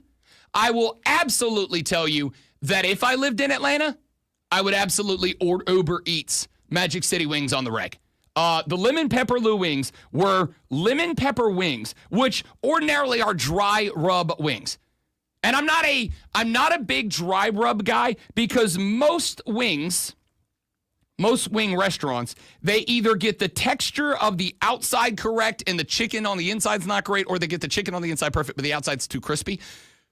So ordinarily, I like a little sauce. I like saucy wings. Like me, saucy. The Lemon Pepper Lou wings were perfectly done. The texture on the outside was perfect. The chicken on the inside was cooked perfectly. They're ordinarily lemon pepper wings or ordinarily dry rub wings. These were not. They actually took the lemon pepper and they mixed it in with a light, and I think this was the key, a light coating of like a tangy honey barbecue sauce. So it wasn't like, when I say saucy, I don't mean like the sauce was falling off the bone. I mean like a light coating of honey tangy barbecue sauce with the lemon pepper in the sauce and then on top of the wings, but the wings were cooked perfectly. Would I drive to Atlanta specifically for the Magic City Lemon Pepper Lou wings? No. If I am in Atlanta and I'm going to be there for, like, if we end up back, now SEC Media Days will not be back in Atlanta next year. It is going to rotate around the country like the Olympics moving forward. But the next time it's in Atlanta, if we are there, 1,000% Magic City wings will be on the menu. They were delicious. All right. Let me very quickly go over, because yesterday it kind of turned into this kind of goofy, fun story, and I think a lot of the NFL guys were having some fun with it. The NFL announced yesterday morning that players would no longer be allowed to use smelling salts. You ever used smelling salts before, Great One?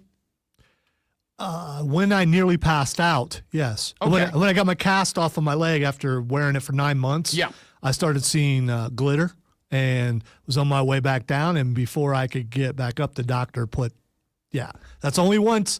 That was enough for me. I never want to have to use that again. Can you, because I've never used them, can you in like 15 to 30 seconds describe that experience to me? Like the actual smelling of the smelling salts. All right. Have you ever had cold water thrown on you? Yeah. It's like that. What's the smell Instantly. like? By the way, this was 1987, so I don't remember exactly Okay. what. I want to believe it was an ammonia-like smell, but again, it's been a long time, and smelling salts may have evolved since then. I don't know. So I found yesterday a podcast. I think it's called the Best Friends Pod. A couple of comedians that do a podcast, and they did what I have to tell you I intended to do today. I went yesterday after we got done with dinner. I went to try to find smelling salts. Those clouds look like something that an alien would come out of. And ominous. Yeah. You're not wrong. Very ominous. Very Independence Day. Yesterday after dinner on the way home, I stopped at 2 different places trying to find smelling salts. I was going to bring them into the show today, and I was going to do them. I wanted to try. I've never done smelling salts, and from the amount of George Kittle's and Baker Mayfield's and oh God, there was a wide receiver on. I forget who it was with Bay Adams yesterday, and all of them were like, I use a hit every drive. It's like a jolt. I do wonder if there's a difference between the smelling salts that the NFL is using and the ones that actual medical professionals use. I don't know. Don't know. So I was going to stop and I was going to find them and I was going to bring them in today. And I want to try them because I want to find out what the take was about it. And I was going to do it live on the air. I could not find them. I am going to try again today. And if I can find them for purchase immediately, I will bring them in tomorrow and I will do it live on the stream just to see what it's like. But I did find a couple of comedians on a pod yesterday that did it. They went and found them and they tried them live on the air. One of the dudes, when I tell you, he took a sniff, came out of his chair, and he said, dude, that is rank. He said, he described it as, and I don't know a way around it. He described it as the smell of acidic cat urine. That's how he described it. Like, you ever had a cat, like a feral or a cat that's maybe not litter box trained yet, and they pee on the couch and it's got that really ammonia smell to it? He said it's like that, but as intense of a smell as you have ever had into your nostrils, and it's like acidic. It burns to some degree. So I really do want to try it. Maybe I can quit with the energy drinks and just carry around a box of smelling salts and pop one of those every now and then. All right, according to the internet, you can get them at Target, at Walmart, at CVS.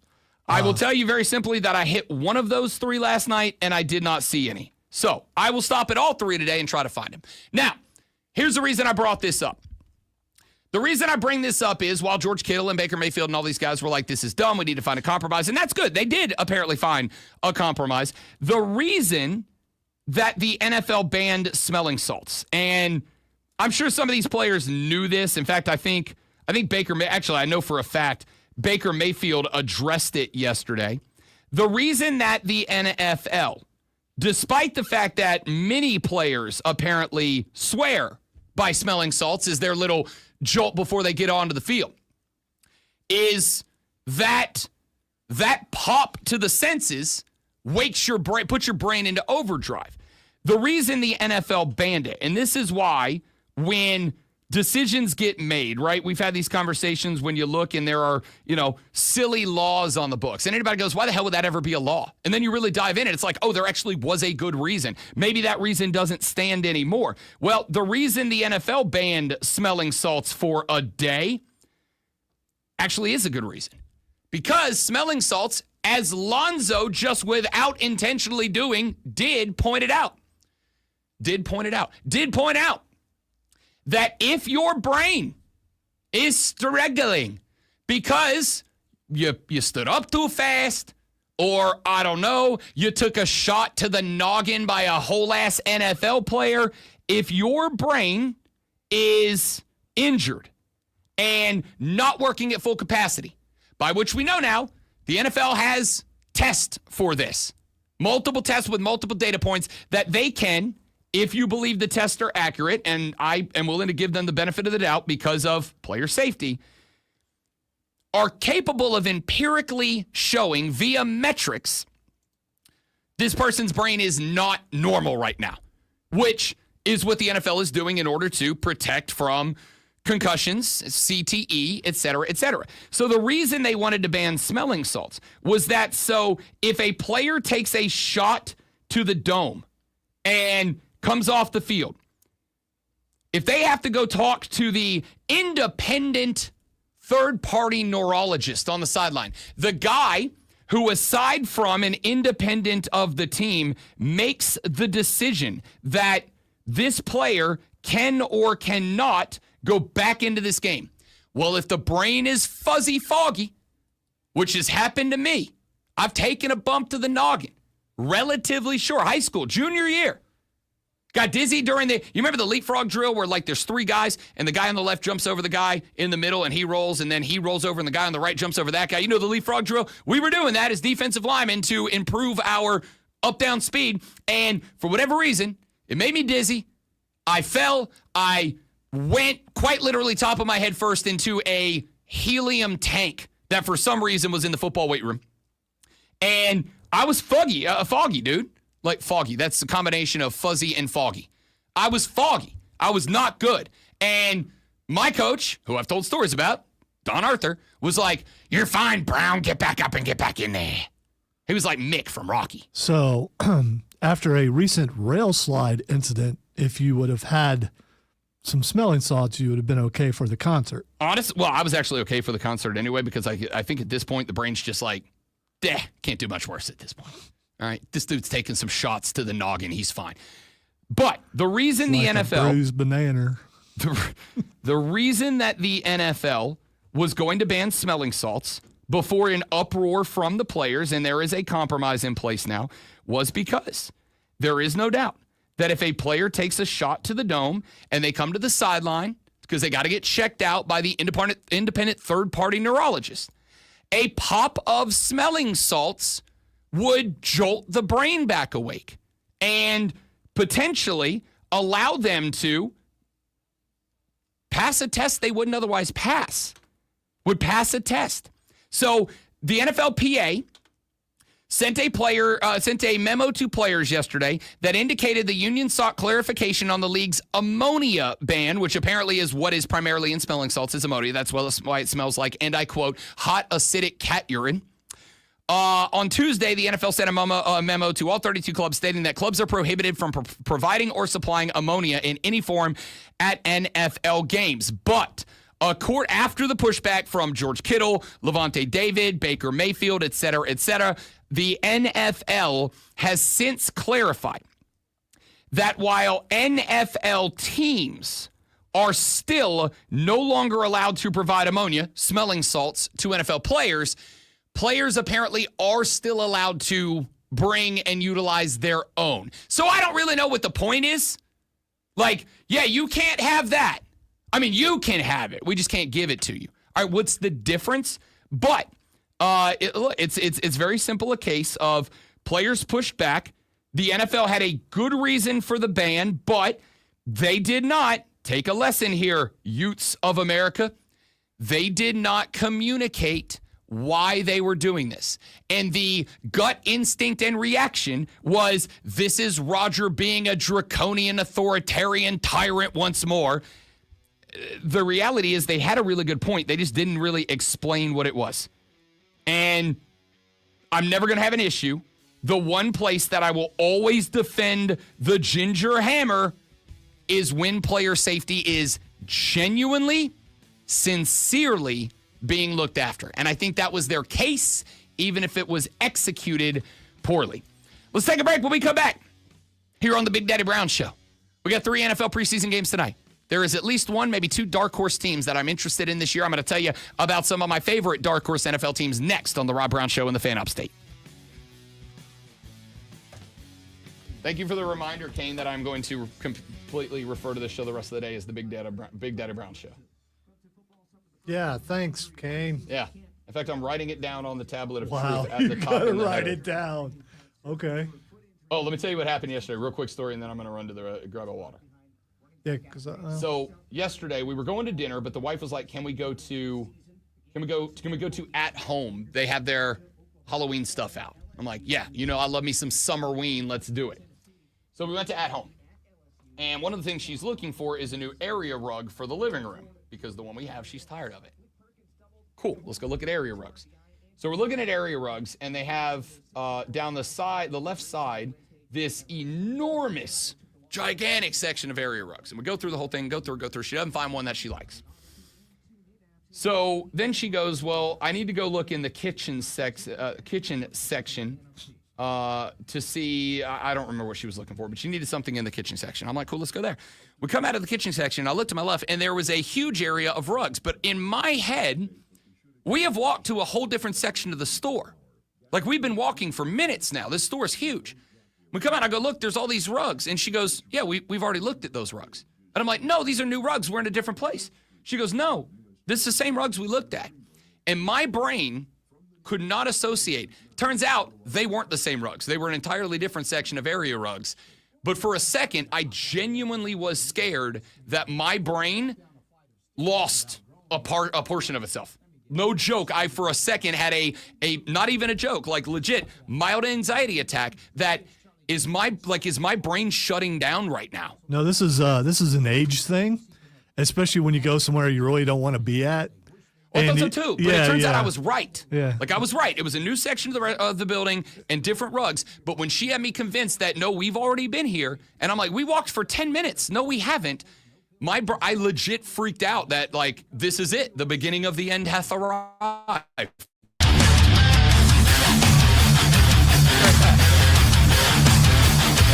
So, it shall be.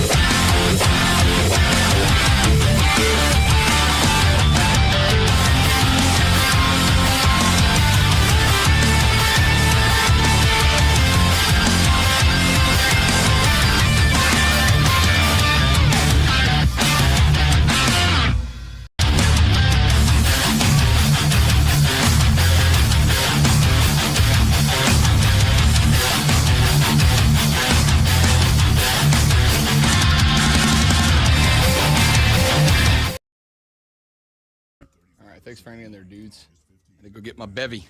I mean, we saw George Kittle, an impassioned member, an enthusiast of the Smelling Salts Club. They are Wait, do you have this? Okay. Well, I'll wait. No, I don't. No, I don't. Is this Baker? Yeah. No, I do not. Concussion symptoms, but if you get knocked out, which is the whole purpose of Smelling Salts, to wake you up, you're not allowed back in the game. So I think it was a quick trigger to ban him, just a kind of a CYA, but it is what it is. A CYA? Yeah. Okay. What do you mean by that? Cover your butt. Cover your CYB? Yeah, Cover your basically. ass. Yeah. Got it. There you go. I'm not used to this Florida heat. Okay, got it. So maybe David. Whatever. I mean, this is like his legacy now. New NFLPA. Augustine, Florida ain't no joke. In Tampa, ain't no joke. Yeah, apparently. No, Plus, being that close to that's the- kind of snotty. You're saying it wrong, Baker. No, I just don't. I Absolutely mean, the was. phrase is CYA. Yeah, geez.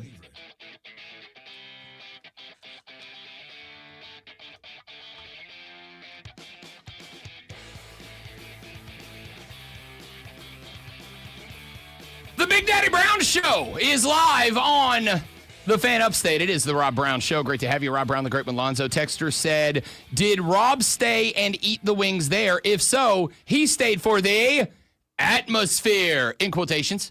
This Magic City thing is apparently, once again, I shouldn't say taking on a life of its own, as Lou Williams gave it a life of its own 5 years ago during the pandemic, which was And 5 years you ago. have kept it alive because you wanted to go there and see if the wings were worth it. And I did. And you did. So. And they were. I, as a matter of fact, dear texter, did not stay and eat the wings there. In fact, myself and buddy of the show, P1, who was with me, that was the night of the MLB All-Star game. So actually it was Tuesday, not Wednesday. It was the night of the All-Star game. We had already made plans to meet up. We were initially going to go down to the Battery and watch it there.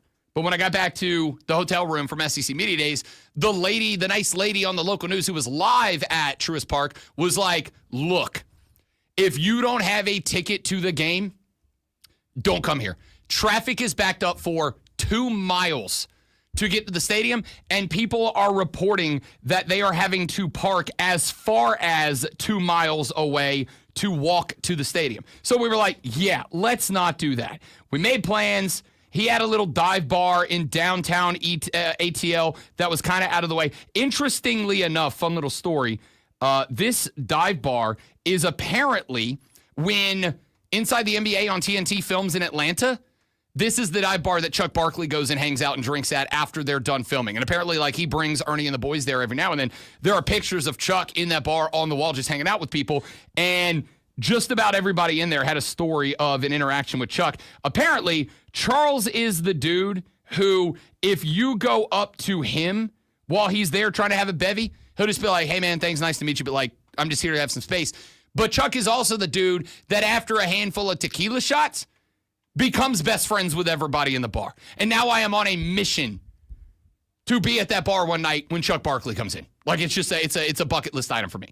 Anyway, we got the Magic City wings because, again, I'm not saying I won't go one night to Magic City for the, quote, atmosphere, end quote. I absolutely will. There's a part of me that kind of wants to go there on a Sunday where the Saints are in town because it is very much rumored that NFL guys will go to Magic City after games. And I just want to go see which of the fellas wants some lemon pepper Lou wings. I'm in. I'll go to a gentleman's club. I don't care. Judge me. I accept your judgment. We took the wings. We got them in a to-go bag, and we brought them like the absolute civilized adult human beings that we are. And we ate them in the parking lot of a dive bar sitting in the back of a pickup truck. That's how I know they were good. Because I was more concerned with the wings. Like on the tailgate? Yeah. Of the like we pulled his truck into the bar I parking didn't know lot. if you were like in the back seat of the... Nope. Okay. Like an old school football tailgate. We had a cooler that we had packed for the soccer game the next night. We had 1 dozen Magic City lemon pepper Lou wings. We opened the tailgate to the pickup truck. We sat on that. We had a parking lot beer and lemon pepper Lou wings. And they were great.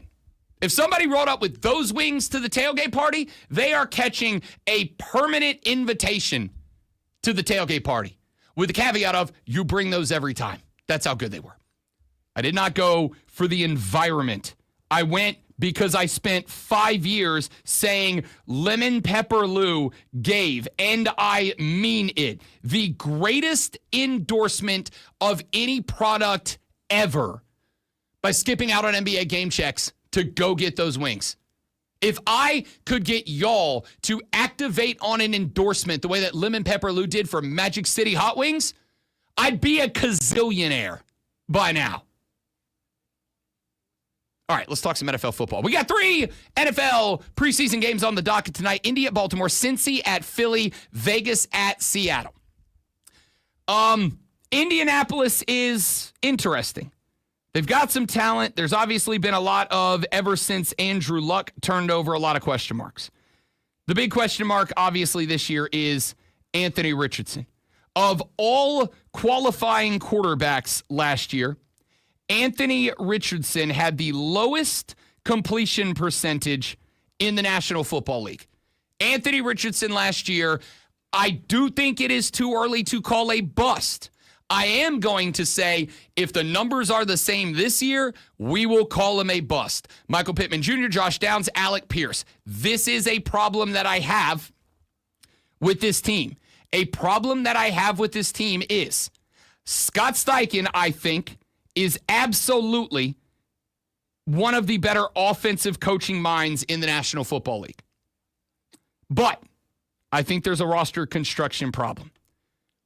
Jonathan Taylor is one of the best running backs in the National Football League. Having that resource as both a runner and a pass catcher out of the backfield should be a huge boon for Anthony Richardson this year.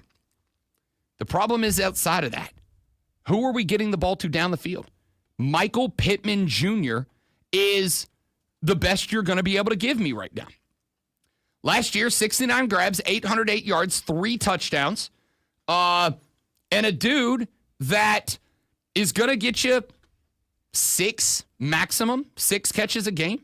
I think he averaged about 5.5 to 7 catches per game last year. That's the best we're putting out there. This is one of those spots where they are going to, if those numbers don't come up, call Anthony Richardson a bust. I think I would be willing to say he's a bust if your expectations were Anthony Richardson is going to come in and elevate a mediocre at best football roster to the AFC Championship game. If that is what you expected, sure, a bust. But I put Anthony Richardson, as I do many other highly drafted quarterbacks, Trevor Lawrence, Bryce Young, Caleb Williams, into this group of, if you believe that a quarterback by himself, especially as a rookie / second year guy, is going to take over a bad roster, especially if that roster is poorly coached, Trevor Lawrence, Justin Fields is in that group. I don't know what to tell you. You can give me Dale Earnhardt Sr. If I put him in a Corolla, he's not winning the Daytona 500. He just doesn't have the equipment necessary to do it. Now, I could put Dale Sr. into like a third-tier NASCAR company car. The equipment's good enough to win with a great wheelman behind it. And maybe he could go win that race. But if I put him behind a Corolla, the equipment's not there. I just don't think Anthony Richardson's had the equipment. Now, you also have to, we're still going to be talking about the tapping out of a game thing. Like, it is more than fair to question the headstrong of Anthony Richardson. But I think the Colts are I think they're a 5, maybe 6-win team this year. They're just not there yet. Scott Steichen's the right guy. They need another year of roster building. Cincinnati at Philly. We all know what the Philadelphia Eagles are. Now, I have prognosticated, sorry, James, love your brother, a couple of times. I honestly think the Eagles are taking a step back. In fairness, taking a step back still has them as an NFC championship contender. I just don't think it's going to look like it did last year. My theory is Saquon Barkley was the heart and soul of that offense. You know how I know that? Because what has been the primo conversation about the Eagles this year? Is Jalen Hurts a good quarterback or not? We know what he can do. The man can squat a Buick. The tush push is elite because of and only because of Jalen Hurts. But is he a good quarterback? And as much as I think that is a very first take, hot take type subject. It's been asked since he's been in college. Absolutely every has. year it's asked. It absolutely has. I genuinely feel, as much as I try to avoid those debate me bro topics in sports, I honestly think this one's fair. So I think this year what you will see against Philly is a lot more stacking the box, a lot more let's take Saquon away from the Eagles, and let's make Jalen Hurts beat us with his arm. And we are going to find out this year if he is or is not. We'll see. The two dark horse teams, the Raiders and the Seahawks, I think both are. I do not think either is in contention yet for a conference championship or Super Bowl bid. I do think the Raiders, with the defense they've built, with Ashton Janty in the backfield, with Geno Smith, pairing up with Pete Carroll, who he's had success under, I do think they're very interesting. And the Seattle Seahawks. Did Kevin O'Connell make Sam Darnold, or did Sam Darnold make Sam Darnold? If Sam Darnold made Sam Darnold, the Seahawks will be good this year. Not dark horse. They'll just be good. If Kevin O'Connell made Sam Darnold, as I theorized that he did last year, Seattle's not going to be good. I'm interested to see what these teams look like. I'm also interested to talk to buddy of the show, Lulu Keston of the Greenville News, who makes her triumphant return to the airwaves in the next segment to talk some South Carolina Gamecock football. We talk a lot of college football in the next hour of the show here on the Big Daddy Brown Show. The Rob Brown Show with me and with Sports Flash Chef Supreme, the great Lonzo. Please, someone make it stop. Big Daddy Brown. No. The Atlanta Braves were swept by the Milwaukee Brewers, taking a 5-4 loss at home yesterday. Spencer Strider was tagged with the loss, giving up 11 hits and 5 runs across 4.2 innings.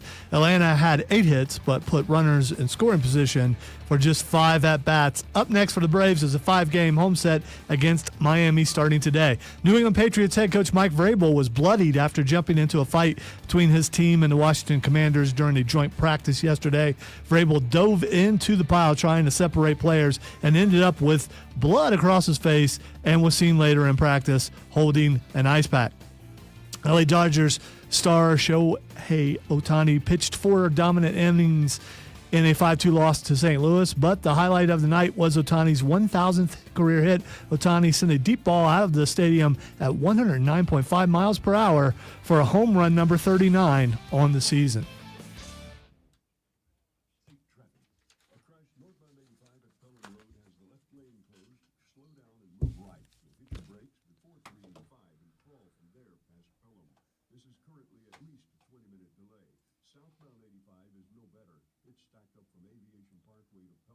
Be right back. I gotta get Lulu on the phone, and I want you guys to hear my horrible small talk skills.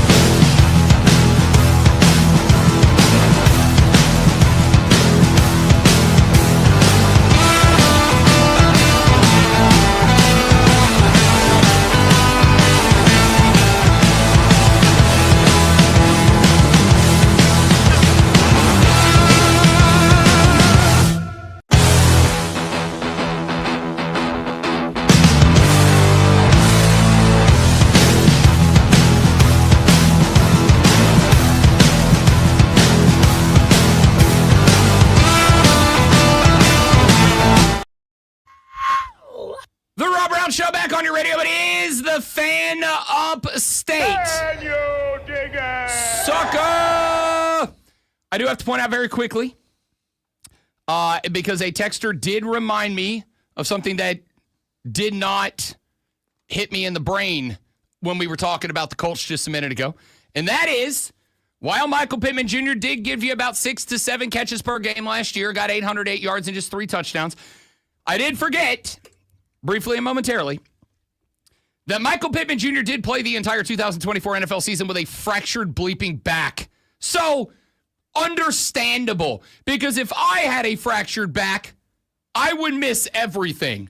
Forget playing NFL football. I don't know that I'd be out. I'd be out of work for 6 months. Don't they have another quarterback there, an experienced quarterback who's probably going to take the starting job and be throwing to Pittman? Ladies and gentlemen, please welcome back to the NFL stage, Danny freaking Dimes. Yes, they do. Yes, they do. I know that I've heard there's some excitement about him, so I'm just saying. We are going to talk much more NFL football during the course of the radio program. Look, Austin says Spurs up. I'm glad that Austin said Spurs up. I wonder why he would say that. I don't know. There's got to be a reason. Maybe, possibly. Because while we will talk much more NFL football during the course of today's radio program, this hour, we're going to talk some college football. And I can't think of a better way to start a conversation about college football than welcoming back after a hiatus, some vacation, a well-earned R&R buddy of the show, incredible journalist, and even better person. From the Greenville News, ladies and gentlemen, making her triumphant return, the wonderful, the lovely, the effervescent Lulu Kesson back on the radio show. Lulu, welcome back. It's been a minute. I'm glad you're back in the fold, man. Wow. That was just such a kind intro. Thank you so much for having me back and for those kind words. I'm happy to talk to you guys. Of course. First off, how was the vacay? It was phenomenal. It was really, really, really nice. I'm happy to be back at work, but it was a really great time off. I love that you say happy to be back at work. Ma'am, on day one of your vacation, you were popping up work on Twitter. Knock it off. You didn't quit. You just stepped out of the office for a couple of weeks. Yeah, I tried to be a lot better after that, and I think I was. It took a couple days, but eventually I got to a place where I could actually not look at Twitter and not worry about work. I respect the grind. I respect the hustle. That's why we love having Lulu Kesson here on the Rob Brown Show and the Fan Upstate. Let's dive in first. It has been just about a month since we last spoke about South Carolina, Lulu Kesson. Before we get into some of the specifics, we are officially and finally done waiting on the waiver for Faison. We'll talk about that. What thoughts, stories, elements, narratives, interviews, whatever, while you were on vacation, what jumped off about South Carolina football with less than 3 weeks now, or I guess 3 weeks exactly till the season starts, and just slightly longer than that until we get to that game against Virginia Tech in Atlanta? What stories about the Gamecocks were on your radar over the past couple of weeks while you were on vacation? I think probably the biggest thing is the defense and the narrative surrounding it. Obviously, South Carolina sort of, all that they really had as a team last year while their offense was getting sort of in rhythm and while Norris was learning, their defense was pretty solid from week one. And I talked to Clayton White, who's basically said to me, this group doesn't want to be the defense that takes a step back. In 2023, South Carolina's defense struggled, and then they really found their groove last year. And he said that although all, this squad is hearing is, they lost Nick Emmanwori, they lost, 5 players to the draft alone.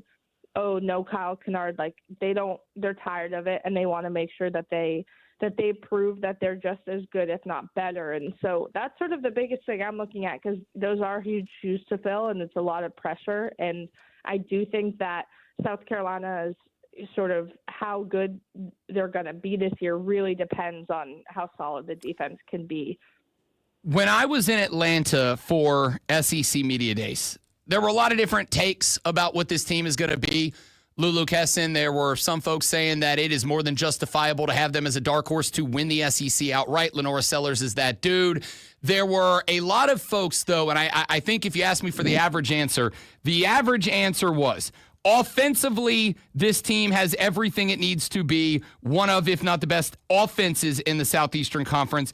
It is a concern about the defense, and if they are going to be kept out of the college football playoffs this year, it will be because of that defense.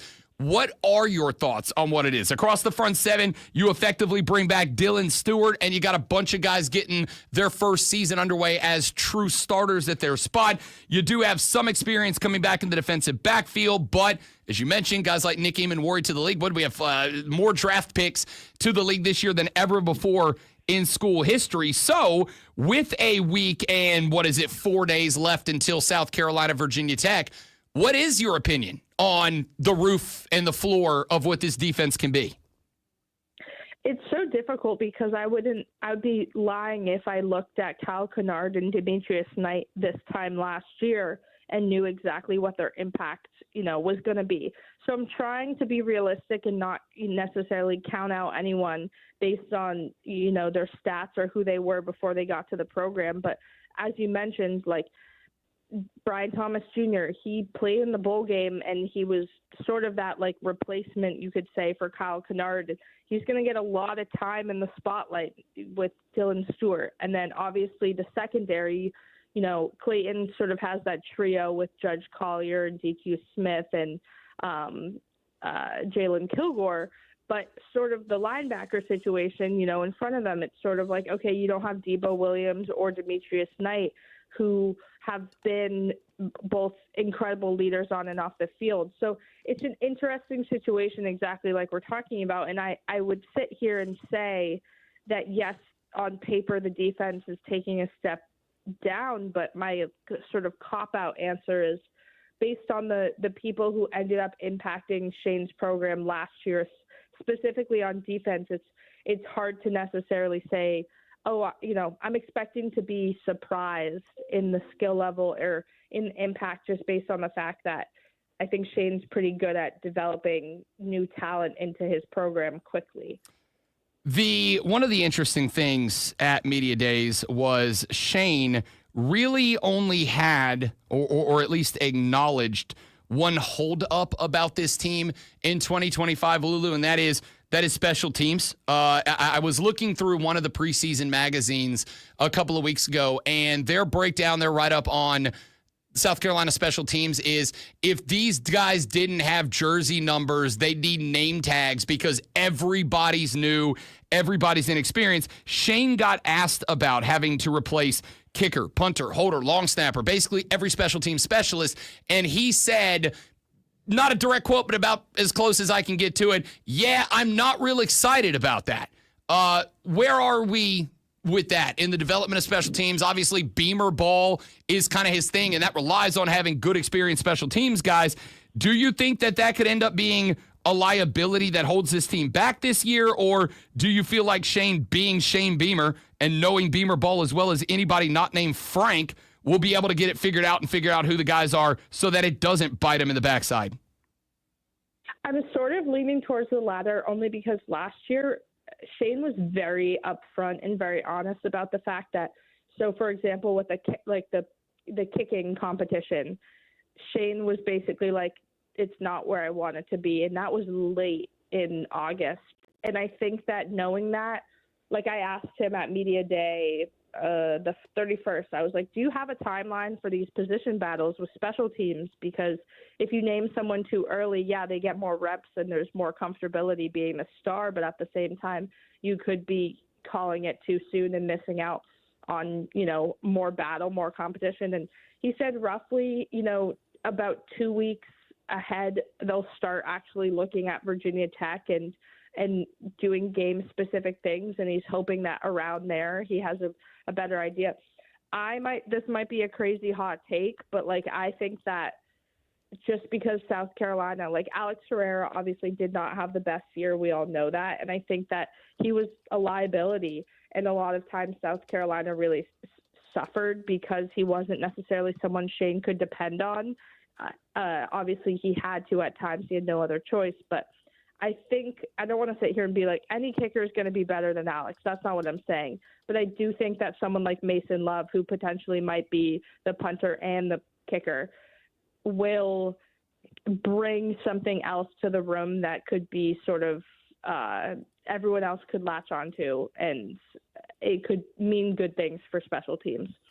Lulu Kesson from the Greenville News joining us here on the Rob Brown Show on the Fan Upstate, talking a little Gamecock football with 24 days left until toe meets leather between they and Virginia Tech in Atlanta, Georgia.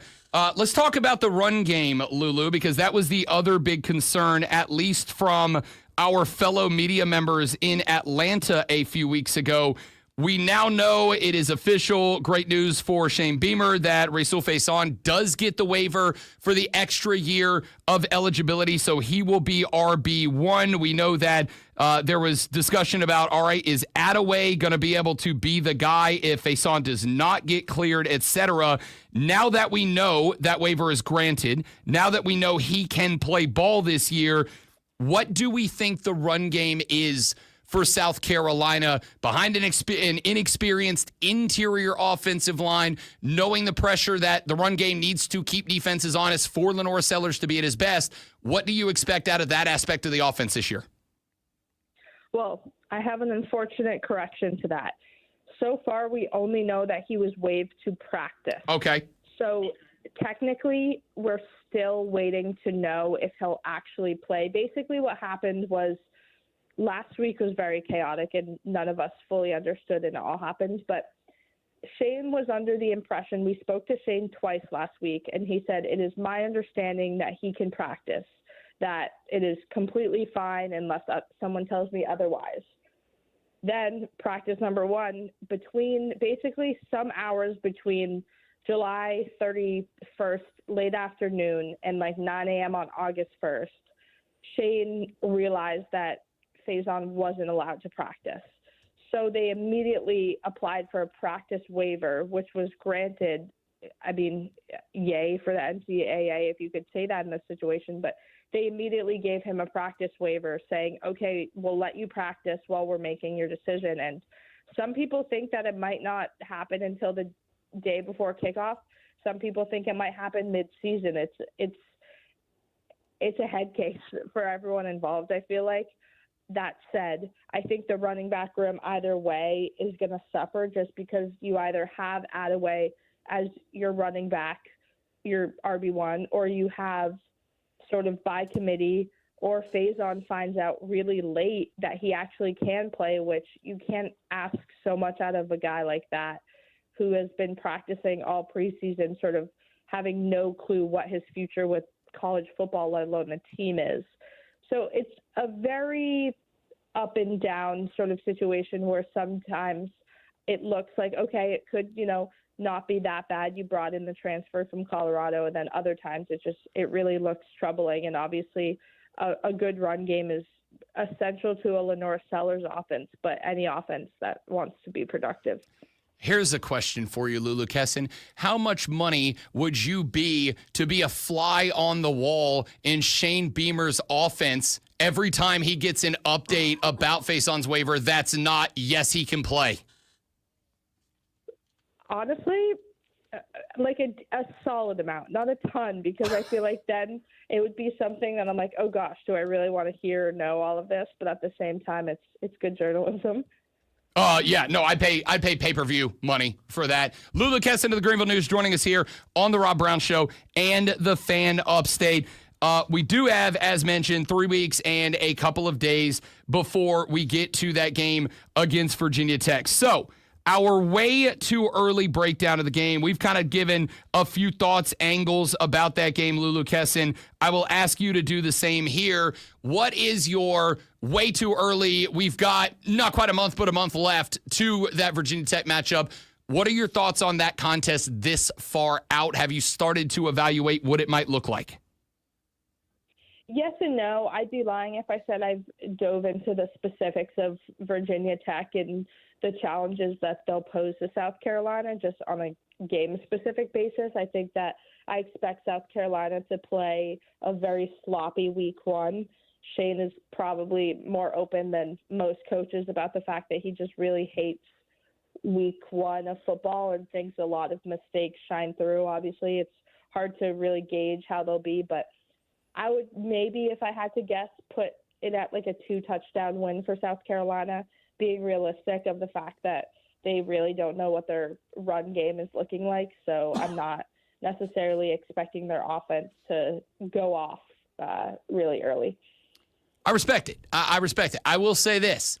I do think if this team, and I don't know if you'll agree with this, I get the vibe, Lulu Kesson, that the expectations are playoffs for this team. Like as close as you got last year, you turn over shooting yourself in the foot in Tuscaloosa. You turn over the results of what I still consider a stolen game against LSU, or if Lenoris doesn't get hurt, you win that one, you're in the playoffs.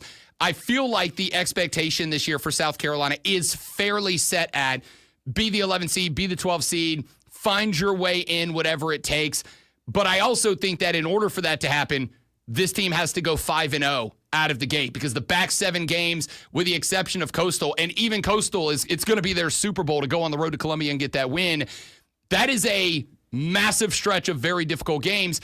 I do think this team's got to go 5-0 out of the gate, Lulu Kesson, and that makes, whether it's mistake-filled or not, that makes a victory over Virginia Tech in week 1 to me mandatory for Shane Beamer and the Gamecocks. Is that unfair? No, I don't think that's unfair, and I honestly have the same thought process. Plus, going into LSU undefeated, like, that brings an entirely different energy than it would even going 4-1, especially anything less than that. And I do think South Carolina's sort of MO this year is moving quietly. I think that they learned that maybe advocating or trying to be vocal about their team's potential, like, wasn't going to get people to listen. And I'm almost sensing a frustration of people that still aren't validating how good this team can be. And I get it, but I think that based on talking, like in conversations, the players are becoming a little bit more closed off to certain things. And, you know, that's their decision. But I think that South Carolina has really, really high expectations for this year, but is just being strategic about how much they say at this point in time.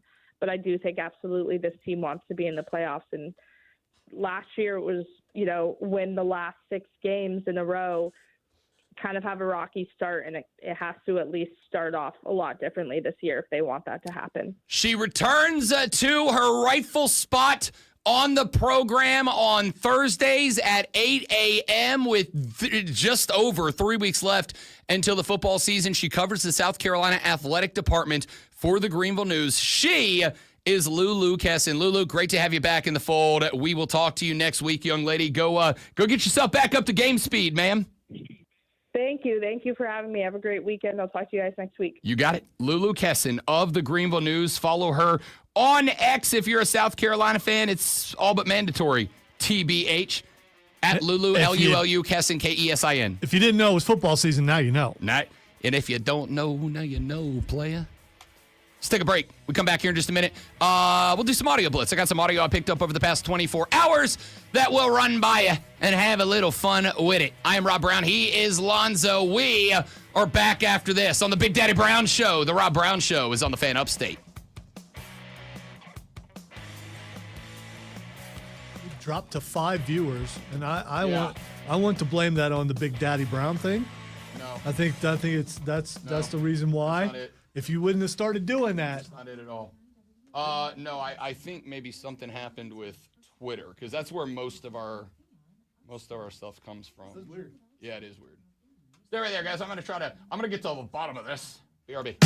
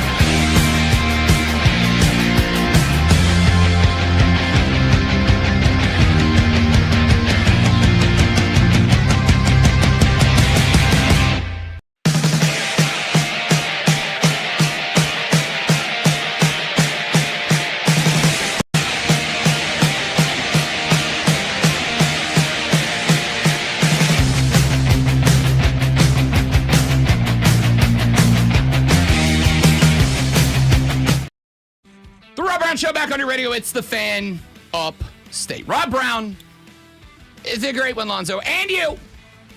If you want to be a part of the show, you are welcomed and encouraged to do so.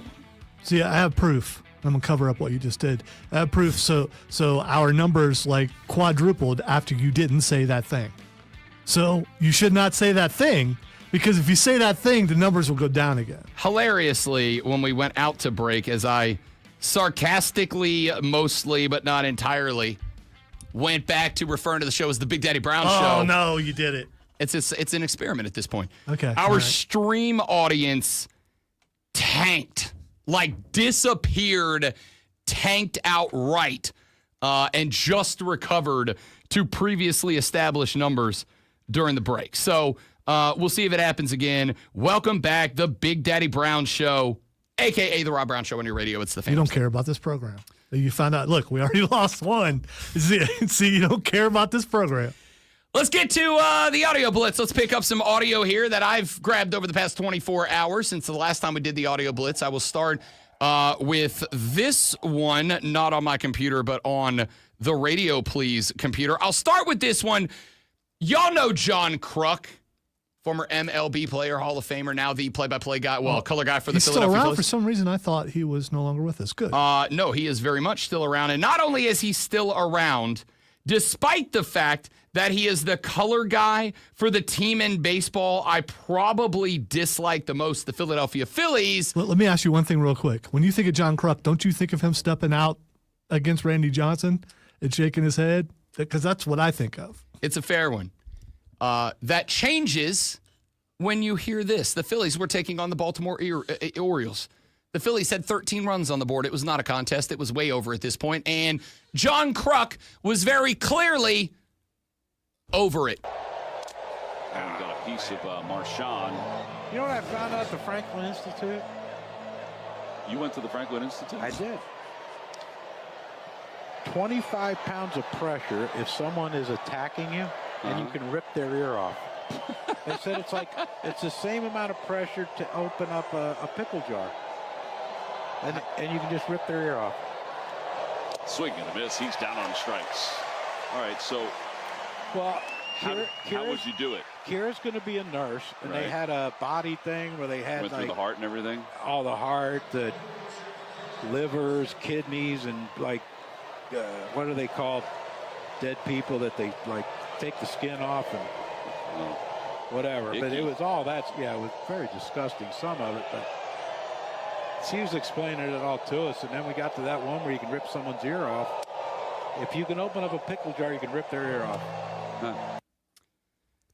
So that's my favorite thing I've heard today. I know. It does. I know. It's going to be your great. favorite thing to hear this week. I want to point out to those of you, because once a week, I or Zoe or our boss or somebody gets an email or a phone call that goes, these guys are bad at their job. They're constantly getting distracted and going off on tangents and whatnot. That is a Major League Baseball Hall of Famer and a guy who loves the game getting paid mucho dinero to be the numero uno color dude for the Philadelphia Phillies, and decided during a game that he needed to share with the world that he found out that 25 pounds of force will rip a human ear off. And he found that out by going to the place where, they have the bodies where they rip the skin off and stuff. Cadavers. Turns out you can rip off a human ear with the same amount of force it takes to open a well-closed pickle jar. By the way, don't try that at home unless if you're in a situation where you're surrounded and you have no choice but to fight, maybe try it then. And remember John Kruk's words. I just want to commend the play-by-play guy. Rolled with it. Straight up, straight man. Played through the whole thing and could have easily lost it, but did not. That takes skill. It really does. You can rip a guy's ear off with the same amount of force as it takes to open a pickle jar. 0-1, he's down in the count. Because if you said that, right back to it. You said that to me, my first question would be, have you often thought about ripping my ear off? Because if I said that on the radio, that's our segment. That's just what we're talking about now. Sorry, football dudes, you'll have to come back in 12 minutes. We're talking about ripping ears off. There's John Kruk. during a baseball game. All right, I know when he mentioned the Franklin Institute and the play-by-play guy was like, you went to the Franklin Institute? I know I should know what that is. I know it sounds, I know I've heard it before, but I don't know what it is. And you being the science guy, you know exactly what it is, right? I actually did not know what the Franklin Institute is. I'm glad you asked because now I have yet one more thing to Google. I assumed it was kind of like the Andrews. Okay, the Franklin Institute is a science museum in Philadelphia, Pennsylvania. It is a 3-story hands-on science experiment. And right now, and this is, I've been to one, it's incredible. You better have a steel stomach, but have you heard of the Bodies exhibit? No, but I'm guessing this has something to do with That's exactly what it you is. see. The Bodies exhibit is effectively they take deceased individuals, they take their cadavers, and they display them as if they were doing something in life, but they show you what the inside of your body looks like when you're doing those things. So like they'll have one where it's just the muscles of that person. You will literally look at a human's muscular system. They'll have one where they have taken the entire nervous system out of a body and reconstructed these are it. actual people. Actual bodies. Why does it not smell? Because they're preserved and stuff. Okay, all right. They take them out. Do things leak out while you said display, which made me think they put them in poses or something. They 100%. That's exactly what they did. I saw one a number of years ago. That's morbid, man. It is super morbid, but also if you're like me, it's wildly fascinating. Aren't you in any way, shape, or form kind of interested in what's inside of you? No, listen, I am. But I'm not a smells guy, and if I smell, it doesn't smell. That's what you say. It doesn't smell. I smell one little thing, though. You know what it smells? I can tell you. I've done it. It smells like cleaning agents. That the whole exhibit smells like cleaning. Cleaning agents, like Lysol. Lysol then you're messes out. with me. I don't know what to tell you. You're out. just- It's super interesting. I have a hypersensitive nose. I can't help it. And so is John Kruk. Hey, you remember a couple of weeks ago I played you my favorite ever soundbite from a quarterback when Joey Burrow in the Quarterbacks documentary was going off about the experience that he got to have to go to the Field Museum and see fossils up to and including getting to my favorite animal of all time, the Archaeopteryx. It's my favorite fascinating creature, a fantastic example of a transitional fossil between dinosaurs and birds. It's got features of both. What's your animals. favorite animal that presently lives? Shark. Big shark guy. Okay, so not duck-billed, Apex predator. platypus. No, shark guy. Big shark guy. I got to go platypus because Getting a shark tattoo soon, as a matter of fact. Love a shark. Okay. So, Joey Is it B. a baby shark tattoo? No, it's not, and don't ever say that to me again. Joey B. Had a clip on, and I've started watching through the quarterback documentary. It's absolutely incredible. But Joey B had a segment where on the field he's talking to one of the water girls, and he's risen her up a little bit by saying, "I got to go to the Field Museum, see the fossils. I got to go to the back where they have the VIP stuff. I got to see an Archaeopteryx. I got to talk to the lady who works on it. It was great." And I said on this show, I love this because Joey B, for all of the weird fashion stuff that he's into, at his heart, he's very clearly just a big nerd, and I love that. Guess who's joining the ranks of nerd-ass quarterbacks? Ladies and gentlemen, for today, and at least today, he is now Josh Allen. He catches a fourth one because big physics guy. You guys know Galileo Galilei was born in Pisa? He's the one who challenged the theory that objects fall faster if they're heavier, believe it or not. Without him, we just think that a heavy object falls faster than a light object, and that's just not true. Know about the centrifugal force? This is actually the force of acceleration of gravity, which is? Negative 9.81. Not negative, but 9.81 meters per second, what? Squared. If you play football for Josh Allen, It's work. Not only It's work. are you going to be led into battle by one of the most elite quarterbacks in the National Football League, you are also going to walk out of practice a smarter man than you walked into practice. It's work. They had all that memorized. And his boy was supposed to say the thing the right way, and he put negative on there, and I'm sure he gave him a look like, dude, we practiced this. It's a work. I know. Burrow, true nerd. Josh Allen, fake nerd. I do not know It's work. which of Lonzo's dual personalities is winning here. Ooh. I do not know. There's more than 2, dude. I do. You're right, but there are only 2 in play here. Okay. I do not know of the 2 of Lonzo's many personalities that are in play here, which one is winning out. If it is his buzzkill side that hates fun, or if it's hater side that hates Josh Allen. First of all, the world is a work. Or if it's a combination of both. And I love fun, and each person defines their own fun. So just because, funny daddy, he doesn't like fun. Just because my fun and your fun are totally different. My fun is being able to make fun of fake people on the air like I am right now, like Josh Allen. That's all memorized. I bet his boy got a tongue lashing later on. They might even have gotten into a tussle if it got really, really bad. Big physics guy, Josh Allen.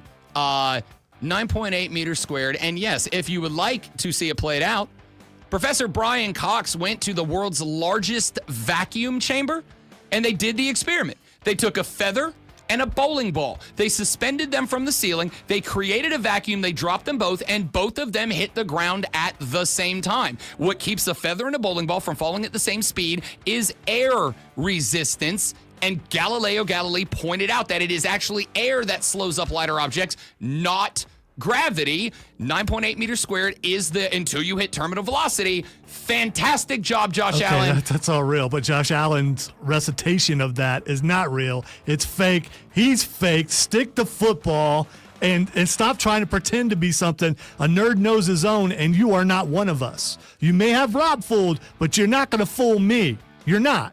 Lonzo, what's the equation for force? Dude. How do I measure force? We'll find out during the break. No, I'll tell you now. It's force F equals ma. Force equals mass times acceleration. Okay. That is to say, if Lonzo hits me at 7 miles an hour, I can calculate the amount of force that he runs through my chest with. 7. I still got. You know who would know that? I got about 12 in me. You know who would know that? Josh Allen, because he's a big physics guy. Fake. Back after this on the Big Daddy Brown Show. The Rob Brown Show's on the Fan Upstate.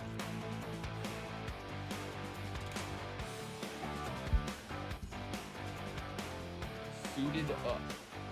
I like it.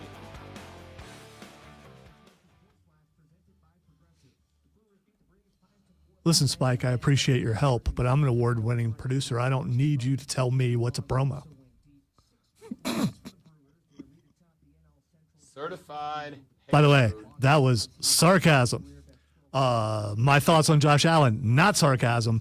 That was so, dude, that was so unnatural. I mean, just the way he was speaking and everything, it was practice. It was rehearsed. He knows he's, no. Or what if he's just not naturally a suave guy?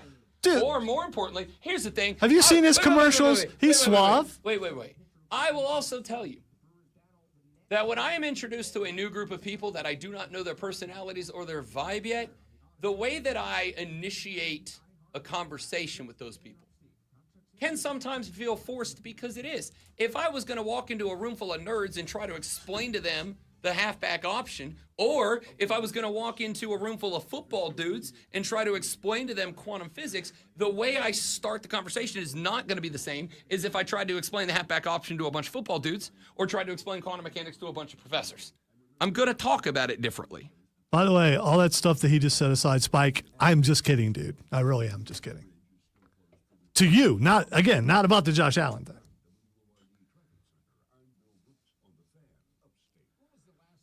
And why would I possibly dislike Josh Allen? It's not like he plays for a team that I pretty much hate and have the majority of my life, and also a team that's never won a Super Bowl. They've been there like 4 times in a row. Not with him, because he can't get past either Kansas City or Baltimore. I mean, there's that. I mean, but his wife is a wonderful actress.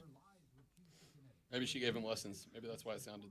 That's the part that bothers me, because she's a wonderful actress. Help out with his delivery. Yeah, and she just, I mean, stay in your lane, bro. Can't wait for Hawkeye Season 2 with Josh Allen as a guest star. It's going to be awesome.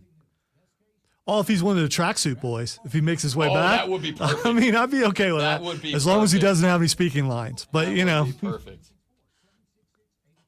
I think they pretty much took all those guys out. It's been a while. Maybe the next generation of tracksuit boys, or they imported them from Russia. That could be a thing.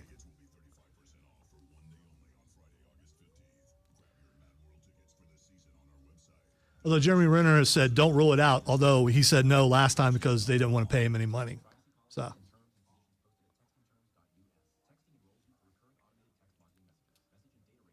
I mean, that's not unfair for the amount of weight they've put on Hawkeye over the past couple of projects. I wonder if he shows up in Doomsday. Probably not, but it'll be a CGI blur in the background of someone with a bow. So I'm not gonna play it because it's super awkward and I don't like it. But Sung Hyun Min is a South Korean football player who's been playing in the Premier League. He just signed to play for LAFC in the MLS. He is, again, let me reiterate, South Korean. So he gets on stage to be introduced, and because politicians love forcing their way onto any stage they can, one of the LA city officials, like a commissioner or whatever their version of that is, got on stage and straight up opened the press conference, introduced him, and then asked him, you know, in the World Cup, we expect a win. Are you ready to help guide Team USA to a World Cup victory? Lady, he is from South Korea. He's just playing football here. Like, stay in your lane.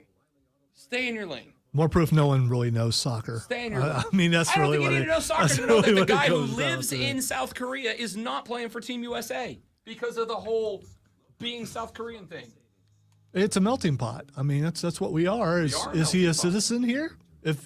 No, he's a South Korean. Yeah, but if you become a citizen, you can play for our team, right? Or he plays for South Korea because Okay. he's from South All Korea right, and very all right. proud of being a South Korean. I understand your problem with it, and it definitely is. Well, the other thing is have a research department, if you don't know anything about it, actually give you facts that don't make you look dumb. I mean, you know.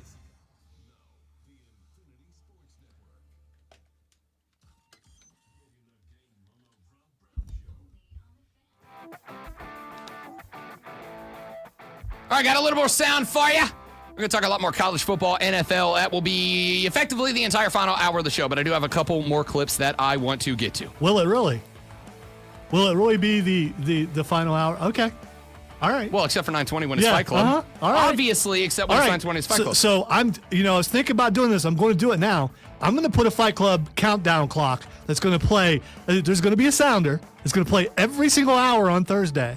Maybe twice an hour. I don't know. I haven't decided yet. You should put in a liner. Yeah, just to remind you. Put in a liner that fires at 6:20, 7:20, and 8:20 that says Fight Club coming up in 2 hours, in 1 hour. Yeah, that was my plan. Yeah, do it. I'm here for it. I don't need it because I've literally never forgotten about I the might segment. even ask you to voice it, and then you'll still forget. Literally never forgotten about that segment. You know what? I because of that, I am going to hype Fight Club like out of this segment, into the next one, out of that one. I might do it like 6 times between here and 40 minutes from now. 35 minutes from now. Bet you won't. Yeah, you're right. I probably won't. Yeah.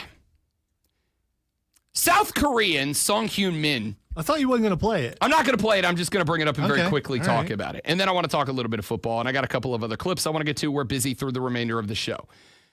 South Korean Sung Hyun Min is a soccer player, international football player, plays for Team South Korea, also has played across the Premier League, just signed to come play for LAFC in MLS. This is as players from the international scene coming to play MLS goes, honestly, one of the better pickups.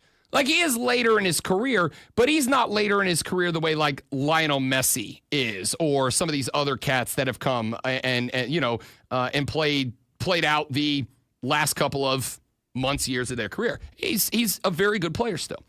So he signed to come play for LAFC, and yesterday they held a press conference at LAFC HQ to introduce him to LAFC fans and to the soccer world at large.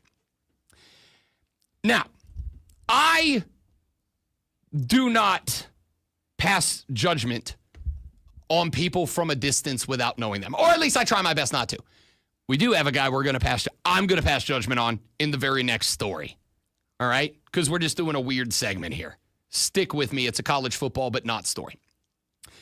A I don't know if she's like a city council member or a city commissioner or a county commissioner, but some elevated status politician in Los Angeles decided that she needed to be the one to stand on the stage and introduce Son Heung-min to LAFC, to Los Angeles, California, and to MLS in the American soccer community. This is one of those spots that I go, I get it. You're a politician. You live and die based on publicity. I understand. There is no microphone in America that Rob Brown's afraid of. I understand. I am also an attention hog. I get it. She decides to introduce the guy, and the introduction to her introduction is by asking South Korean Son Heung-min, when are you ready and prepared? And she's like excited to help Team USA win the World Cup. And it's the single most awkward thing I've ever heard because, ma'am, he's South Korean. Very, very, very famously, he is South Korean. He is from, lives in, is a resident of South Korea. He's just here for work, ma'am. What are you doing? I know you need microphones to survive in your industry. I get publicity is publicity, but like, get out of the way, dude. Get out of the way. All right, now the story that Lonzo sent me yesterday. And so did Keegan, and so did Joe, and so did Andrew, and so did everyone who knows me. Really? Oh, this blew me the bleep up yesterday. So that's the only reason why you noticed it, because they all sent it to you, not me. You all also sent me the story, all within about 10 minutes of each other. All right? Ladies and gentlemen, Rob Brown is, and I've gotten to the point in my career that I probably shouldn't, but I also don't care. If I was going to get run, I'd get run by now. Rob is what many of you would describe as woke. All right? It's not an insult to me. I don't care. Sure. I am very let people do their own thing. It takes 4 alarms to get him woke. But. Yeah, I'm not at 3:30 a.m. I am unwoke, but in the daytime. All right? Now, what I like to remind people is, actually, I have a very conservative point of view. You do whatever you want to do. It's your life. We're a nation made great by individuals being individuals. It's kind of a libertarian point of view. I would argue that libertarianism falls under the fold of conservatism, but that's a political philosophy conversation, not this show. I feel I hold a very traditionally conservative standpoint of you do whatever you want to do. As long as you're not hurting or impacting anybody else, I don't care. Love who you want to love. Believe what you want to believe. Worship who you want to worship. I don't care. It's your life, not mine. Do whatever you want. Just leave me the hell alone, yeah? That's pretty much the take. Except for one group of people. There is only one group of people for whom my wokeness is exhausted. There is only one group of people for whom my political philosophy does not extend and apply, and that group of people is furries. I don't get you. I don't understand you. And in my, I believe, traditionally conservative point of view, though I have been described as woke before, it is not my job nor responsibility to understand you, nor is it yours to be someone I understand. My only job is to leave you alone and do whatever you want to do. Except for furries. I don't think furries should be a thing. You people are not, it's not just that I don't understand furries. It's actually worse than that, Lonzo. It's that I do understand furries and actively cannot support you. Okay? I don't get it. Now, in fairness, you are one of 2 people that I know that are extremely angry, and you guys are very much alike. And it's weird. I will say that. Throughout my being a furry is considered weird, but I think your dislike, your hatred for the furry nation is it's kind of weird. I will acknowledge that it is antithetical to most beliefs I have about most things. 1,000%. Rob Brown is, again, I may not like what you do, how you do it, who you do it with. But Rob Brown is very much the guy that goes, if it ain't hurting me, go bananas. Do whatever you want. If it ain't hurting me, it doesn't bother me. All right, I can't wait till you get to the story. But before you do, I got to ask a question though. Did a furry hurt you at some point? Not hurt me. Okay. I'm just because of the fact that, remember, I am a do what you want to do, be who you want to be. I am very out of the nerd closet. Yes, I go to cons. I have seen every comic book movie. I'm a big comic book guy. I'm a big dork. The furries show up at these cons sometimes, and you know what they are? They're like sports teams mascots, but nobody knows you, so it's weird when you start doing sports team mascot They stuff. know each other. There is a culture. They recognize each other. Oh, I am aware. Yeah, they do. I am aware. I've heard them speak before. The reason we bring up furries is not to do a 10-minute bash on furry section. The reason we bring up furries is because we have our first ever collegiate athlete to out himself as a furry. At least that is according to a number of reports. Sources. Sources. Sources say. Now, Yes. I am going to say that I am going to, for now, hold out on the belief, and in my case, optimism, that this is a Twitter rage bait parody. Because TCU quarterback Josh Hoover, there is an image going around on social media right now. And the image is of a group of furries.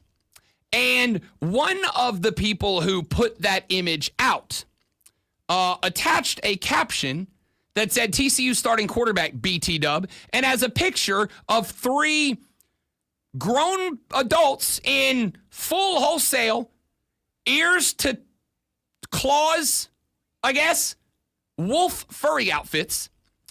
And the image is allegedly a screenshot of Josh Hoover on Twitter, which I have not been able to find, which means it may have been deleted or this all may be fraudulent, of Josh Hoover with the caption, A lot of confirm, posts saying it's fake, by the way. can confirm this is me, ooh woo.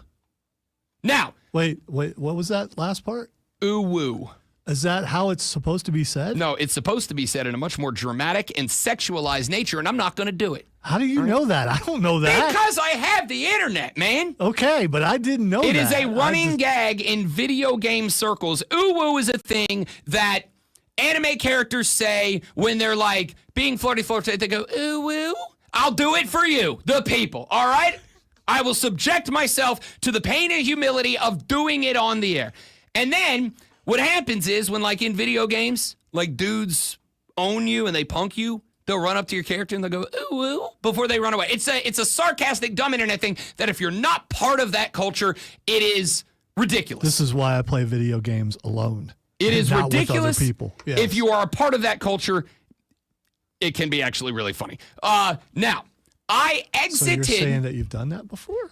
I exited my conscious state of being at the conclusion of yesterday with messages from Lonzo, Andrew, Joe, Keegan, and about 6 other people who all are very well aware of my stance on furries. You are the one demographic in America that I can't get behind, that I can't defend your right to do your thing. Anybody else?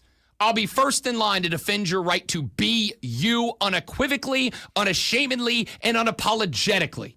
Anybody, except furries. And my DMs got blown up with this story yesterday. I exited my conscious state of being yesterday with the belief and hope that this was indeed a fraudulent rage bait-induced story on the internet. All right. I found an article, but there's several, but this one says it seems that a lot of the posts about Hoover being a furry are coming from fans of rival schools like SMU and Baylor. That's what I had As hoped. well as the Horned Frogs' Week 1 opponent, UNC.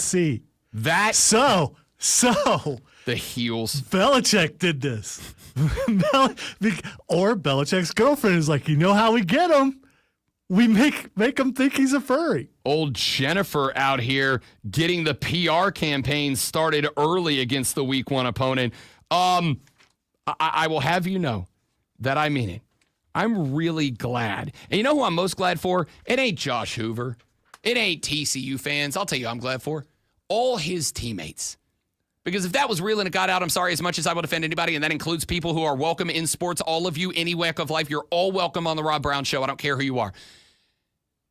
If the defensive line found out that their starting quarterback was a furry, it would be carnage across the offensive line. Just carnage. I don't know what else to say. Sports Flash. All are welcome here except for furries, apparently. That comes from him, not me. The Atlanta Braves were swept by the Milwaukee Brewers, taking a 5-4 loss at the home of their stadium yesterday. Spencer Strider was tagged with the loss, giving up 11 hits and 5 runs across 4.2 innings. Atlanta had 6 hits, but put runners in scoring position for just 5 at-bats. Up next for the Braves is a 5-game home set against Miami starting today. New England Patriots head coach Mike Vrabel was bloodied after jumping into a fight between his team and the Washington Commanders, also known as Furries, during a joint practice yesterday. Vrabel dove into the pile trying to separate players and ended up getting bloodied himself. LA Dodgers star Shohei Ohtani pitched 4 dominant innings in a 5-2 loss to St. Louis, but the highlight of the night was Ohtani's 1,000th career hit. Ohtani sent a deep ball out of the stadium at 109.5 miles per hour. It's pretty fast.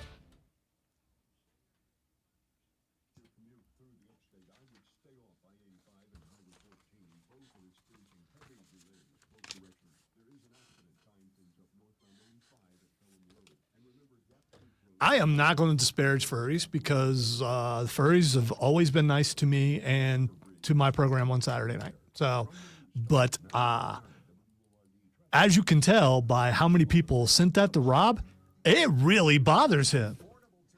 Which is, it's maybe a fear of mascots or people dressed as a mascot. I don't know. Not yet, Spike. We still got 2 segments.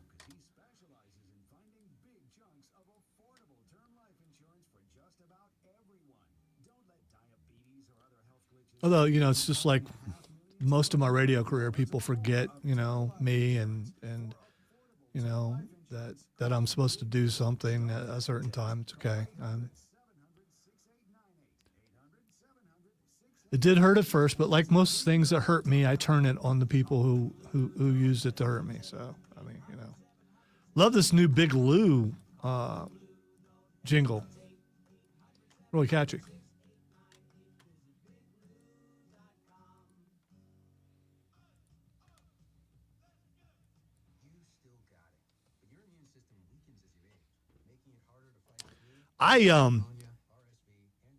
If I had disposable income and the ability to do so, I absolutely would dress up as a furry and do the show for Halloween. Just because trolling would be amazing. I might reach out to some of my furry friends and make that happen. It was a perfect time for him to walk in, wasn't it? I will go ahead and tell you right now. Well, they'll all tell you. You're probably getting text right now. You know what Lenzo said he's going to do, which that would take the fun out of it, people. Clues. I figured it out when I walked in, but I will tell you. What did you figure out? What did I say I was going to do? My assumption is get some people in furry suits to show up during the show one day. Oh no, just or one. show one up somewhere that I am. Just one in particular, but that's fine. And what I will say is, While what kind of furry should I be for the show? While I do not execute it very often, the bare minimum amount of power that I have in this building, which is not very much. I still owe you for dressing up as me one year. So and that was, I don't know why you took that as such an insult. That was and a compliment. Who else have I dressed up as? Jon Snow, Ultimate Warrior, Macho Man Randy Savage. I dress up as icons. I'm a very patient man. So if I can secure a furry suit, I might for Halloween just do the entire show as a furry.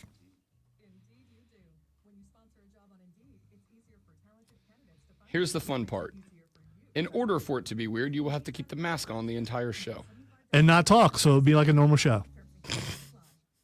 And yes, I set that whole thing up just for that. Because, QC in the first break, by the way. What kind of furry should... So how can you tell what's a furry and what's a mascot? I mean, if I came in dressed as a wolf, you would just think that I was being the Kansas City Wolf. Unless you came in... Well, if you came in handcuffs, I would. Very true. That guy was not a good person.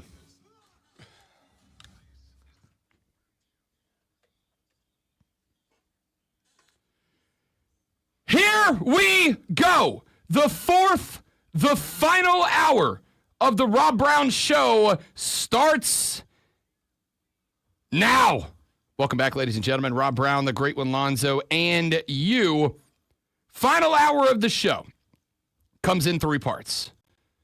Segment number 1, just about to get underway here. In mere seconds from this moment, we're talking NFL football.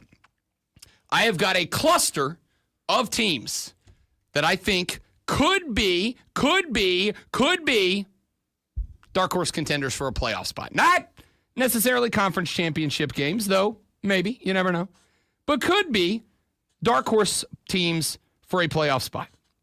In segment number 2, coming up here in right about 19 minutes from right now, a segment that I have never, ever once in my life forgotten about. Fight Club with the great one, Lonzo. Tell me you did not just say that. Where we will, I assume, though I have not seen the rundown for it because I like to be surprised. I'm assuming. Yeah, surprised like, oh, that's today? That guy's surprised? Yeah. No, that would only be if I was surprised by the segment, which I'm definitely and clearly All not. right. Go back and revisit last weekend's SummerSlam PLE. May or may not have more discussion about the major announcement made yesterday of the partnership between WWE and ESPN. Oh, we will, including some comments by one Pat McAfee. Interesting.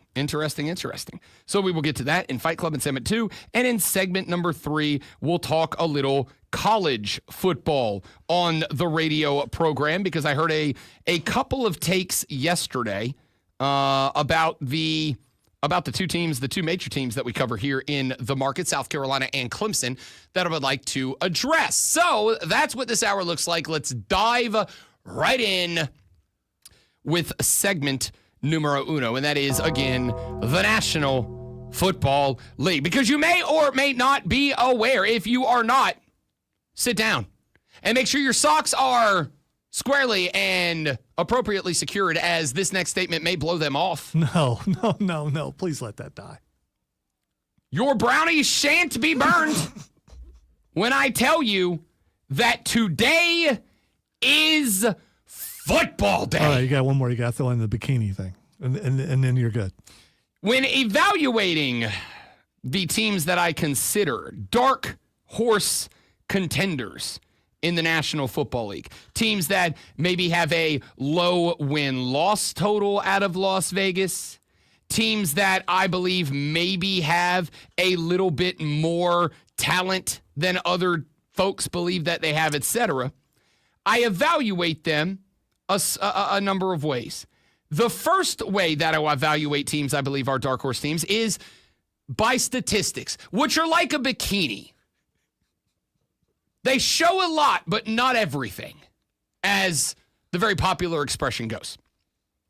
The second way I evaluate them is based on the chemistry I have seen and what changes have been made in the off season to it, how I believe that additions and subtractions may impact the team. And then, of course, the third is What's the schedule looks like? How's the schedule set up? Are they in a division that maybe isn't as stacked top to bottom as others are? Did they catch one of the easier out of conference or out of division schedules? Did the out of division schedule games maybe line up for them? If your division is, say, playing the NFC East this year, which is an exceptional division, and you get road games against the Giants and the Cowboys, but the Philadelphia Eagles and the Washington Commanders are coming to your house, you've got it easier than a team who's got it the other way around. Have to go to Philadelphia and D.C. and get the Giants and the Cowboys coming to the crib. So, here are some of the dark horse teams that I am in on. I will start with this team. I do not think that this team is going to make the playoffs this year. I do think it is very possible this team makes the playoffs next year. And that team is the New England Patriots. I am in on the Pats moving forward, but in on the Pats. Let's start with this. In division, obviously the Buffalo Bills are right there. The Buffalo Bills are going to, I will not say win, but are going to be contending, as they do annually, behind physics psychopath Josh Allen. The Bills are going to be in contention for the best regular season record in the AFC this year. They will be in contention for the number 1 seed until the very end of the year, whether they win it or they lose it. It is their division still. This is not going to change. But I am in on the New England Patriots for a couple of reasons. Number one, it has been no secret that Lonzo and I both like Mike Vrabel as a coach. It is no secret that I think the Tennessee Titans made a massive mistake by blaming their shortcomings on Mike Vrabel when he was the head coach there and relieving him of his duties. I think the Tennessee Titans are just an inept franchise, and even with Cam Ward, they are probably still a long way from the top if they want to rock and roll. I like Mike Vrabel a lot. And I like Mike Vrabel because I was already working on the assumption that even if it is with a very rare mindset of former players, that being former player who never grew up. You know, I've said for a long time, the reason that the chemistry of this show works is because while Zoe and I are both big, smart boy adults, we also have the ability to just revert to being teenagers and having a giggle every now and then. That's Mike Vrabel, except instead of being radio show host who takes X's and O's very seriously, but can also laugh hilariously at a good wiener joke, Mike Vrabel goes from a guy who has the head coach responsibility and behavior, but can snap back into psychopath inside linebacker whenever he needs to. How do we know that? Because yesterday at a joint practice between the aforementioned Washington Commanders and the New England Patriots, a fight broke out. Nothing unusual. This happens at joint camps all the time. What does not happen at joint camps all the time is that when a fight breaks out and when a scrum involving multiple players from both teams begins, what does not often happen is one of the head coaches sprinting across the practice field and not grabbing dudes by the shoulder pads and trying to pull them off the pile. Nay, Mike Vrabel went head first into it. Jumped onto and into that pile as if he was still New England Patriots starting linebacker Mike Vrabel and not New England Patriots head coach Mike Vrabel. Vrabel came out of that pile with a bloodied face. Had to get bandaged up, had to hold an ice pack to what I assume is going to be a beautiful little shiner when it's all said and done. But what I love about it is not that Vrabel did that, though I do like that a lot. What I love about it is that after practice was over, a number of players, including starting quarterback Drake May, including wide receiver Demario Pop Douglas, when they got asked about it, they were grinning ear to ear like big stinking idiots who just got a free beer at the bar. They were losing their minds. DeMario said that just shows you the love that dude's got for the team. That he, unpadded, unhelmeted, unprotected, was willing to go face first into a pile of NFL players to try to help his guys out. Drake May said, that shows you the mentality we are building here on this football team. And I'm in on it. I'm all in on it. I don't think it's a playoff team this year. I think they will be in the next couple. Let me give you another surprise team that I think is going to be in the mix this year. I have them winning their division this year. And no, it is not the Carolina Panthers, primarily because I've been telling you that for like 2 weeks. It's not a secret anymore. You know who I have winning the division? A team that I think is very much not just on the rise, but I think may do so rapidly. The Jacksonville Jaguars. I'm in on the Jags this year. I think the Jags are going to be a very good football team this year. Okay. Why? I'm glad you asked, because I was planning on telling you. The answer to that is multifold. Great one. The first one is, the more I see of, the more I hear of. New Jacksonville coach Liam Duval Cohen. The more I'm kind of starting to like this guy, honestly. You know what he gives? He gives Dave Canales with more personality vibes. Now, I like Dave Canales a lot. I had questions about the hiring of Dave Canales. Not like I did with Shane Beamer at South Carolina, but I had some questions. Dave answered all of them, as far as I'm concerned.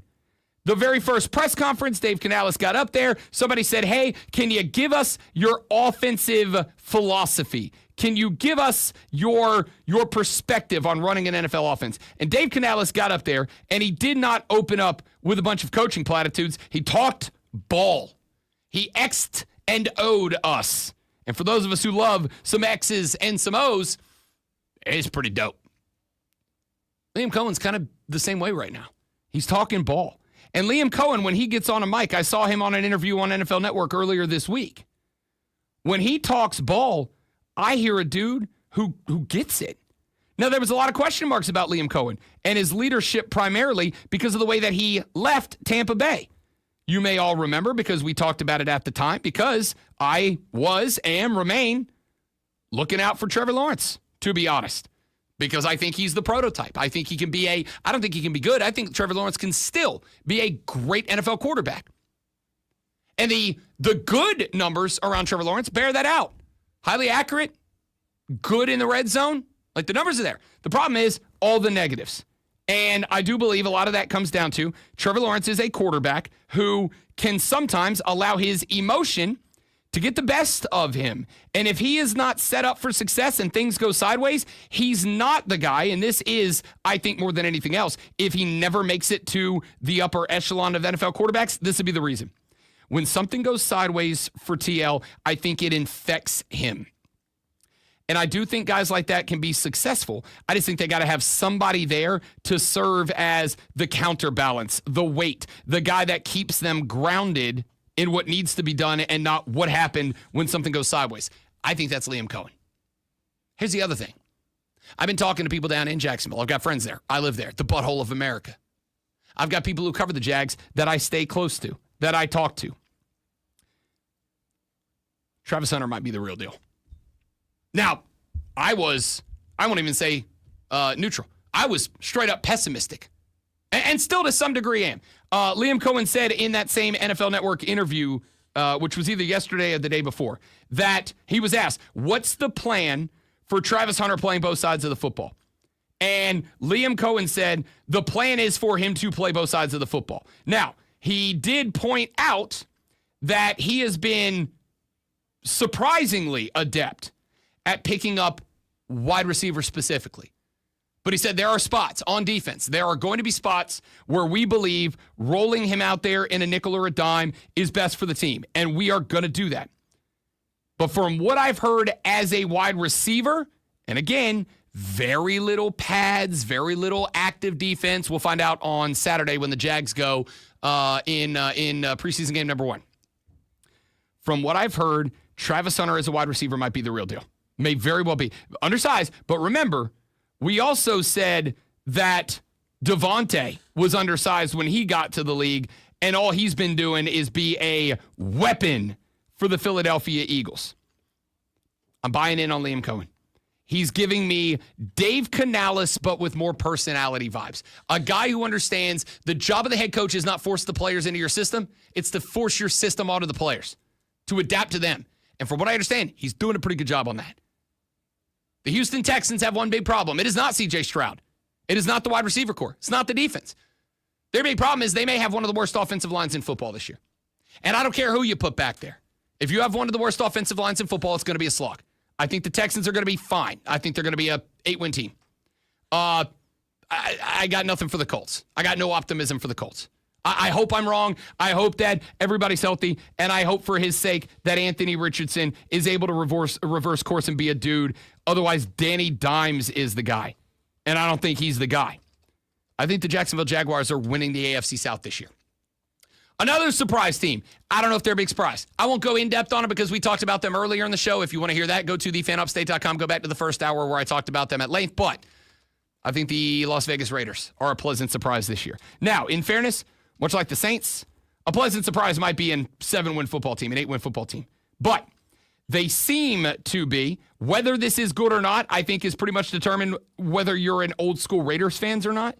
They seem to be kind of dropping that old Raiders mentality, that old we will murder you mentality, and they seem to be adopting a more, hey, we're going to be a fun offense. Wide open, Geno Smith's a guy, he can move a little bit, Pete Carroll's that dude. They seem to be adopting Pete Carroll's mentality, not, hey, let's pretend, let's cosplay like we're the 1965 Oakland Raiders. If Ashton Janty's a dude, if Geno Smith and Pete Carroll work well together, this team could surprise some people. I'll do some more out of the NFC later, but we got to run to a break because when we come back, ladies and gentlemen, it's time. It's Thursday, and you know what that means. Fight! Up! With the great Malonzo is up next. We'll revisit last week's SummerSlam. We'll get into the conversation about the big announcement made yesterday of the partnership with WWE and ESPN. All that more coming up. We'll talk some college ball on the way out the door. That's all coming up on the Big Daddy Brown Show. The Rob Brown Show is here on the Fan Upstate. You see. All right, guys, quick read, and we're right back with Fight Club. Don't go nowhere.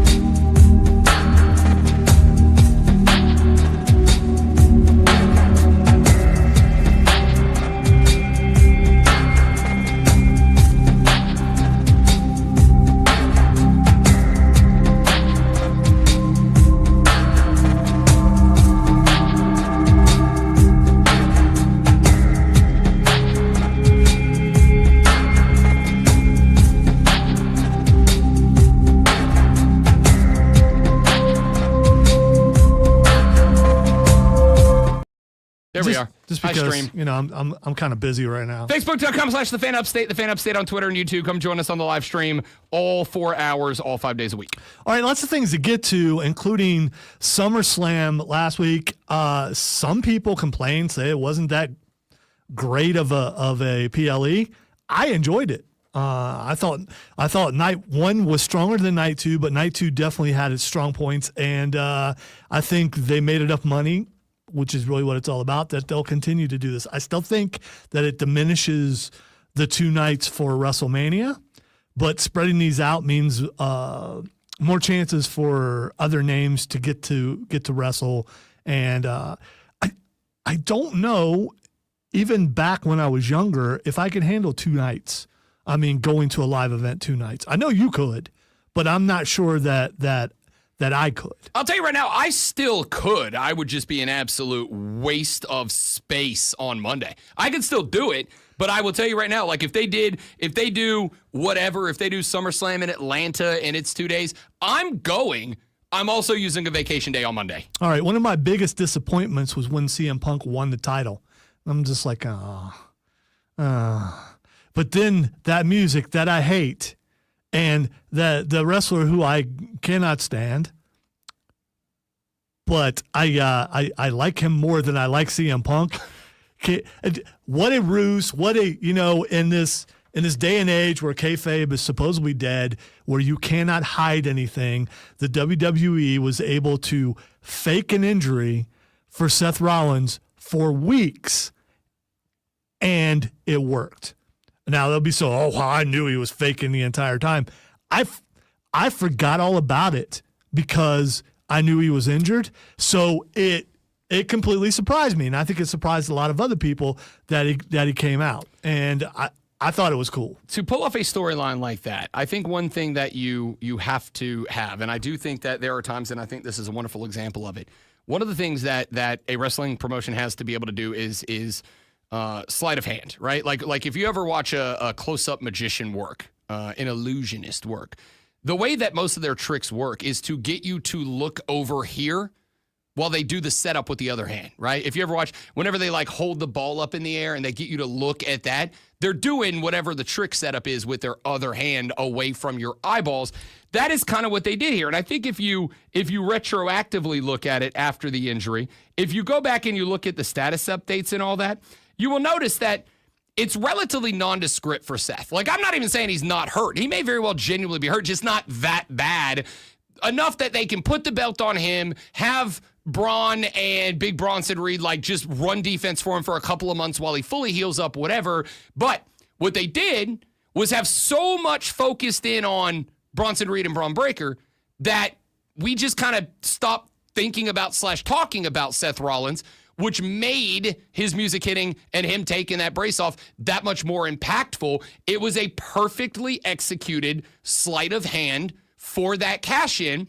And while I have my own problems with CM Punk personally for some views that he has held and expressed away from wrestling and some positions that he was very quick to be the warrior on Twitter until he got paid, and then he's like, all of a sudden, all those things I said, I was sorry, Saudi Arabia. You say it bothers you, but you've also said that you would be the first to take the call if they offered you enough money. 1,000%. So they offered him enough money. This is why. I don't say I hate the guy. I mean, hell, I can say I understand.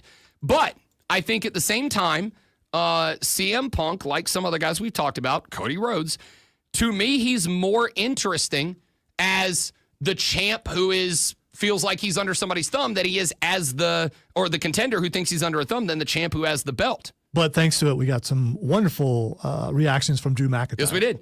Yes, we did. I prayed for this, and it finally happened. Yes. You also have now, congratulations, Punk did set a record, officially the shortest heavyweight championship reign in WWE history. All right. It was like 5 minutes and 11 seconds, which eclipsed the old record by, I believe, 2 seconds.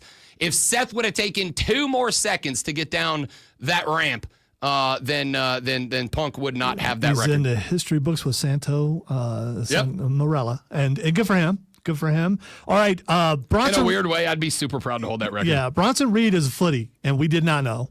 And now we know. And here's the thing that I Okay, wait. That's not the word to use right there. It's not? No. Wait, no. He's a footy, Rex right? Ryan is a footy. No. Bronson's no. a sneakerhead. Oh, okay. There's a big difference. Why is there a difference? Because footy guy is into feet. Sneakerhead's into shoes. By the way, and Rex Ryan and he are in different places. We don't know that. Can you? I mean, obviously, there's a fascination with feet there. But there's definitely a fascination with feet there. There's a fascination with sneakers, not feet.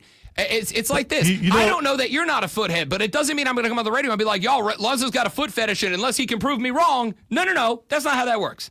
If Bronson puts out a video like Rex Ryan where he's sniffing his lady's feet, then we'll talk. I'm not the one that doesn't want to look at feet. So, I mean, anyway, here's the thing.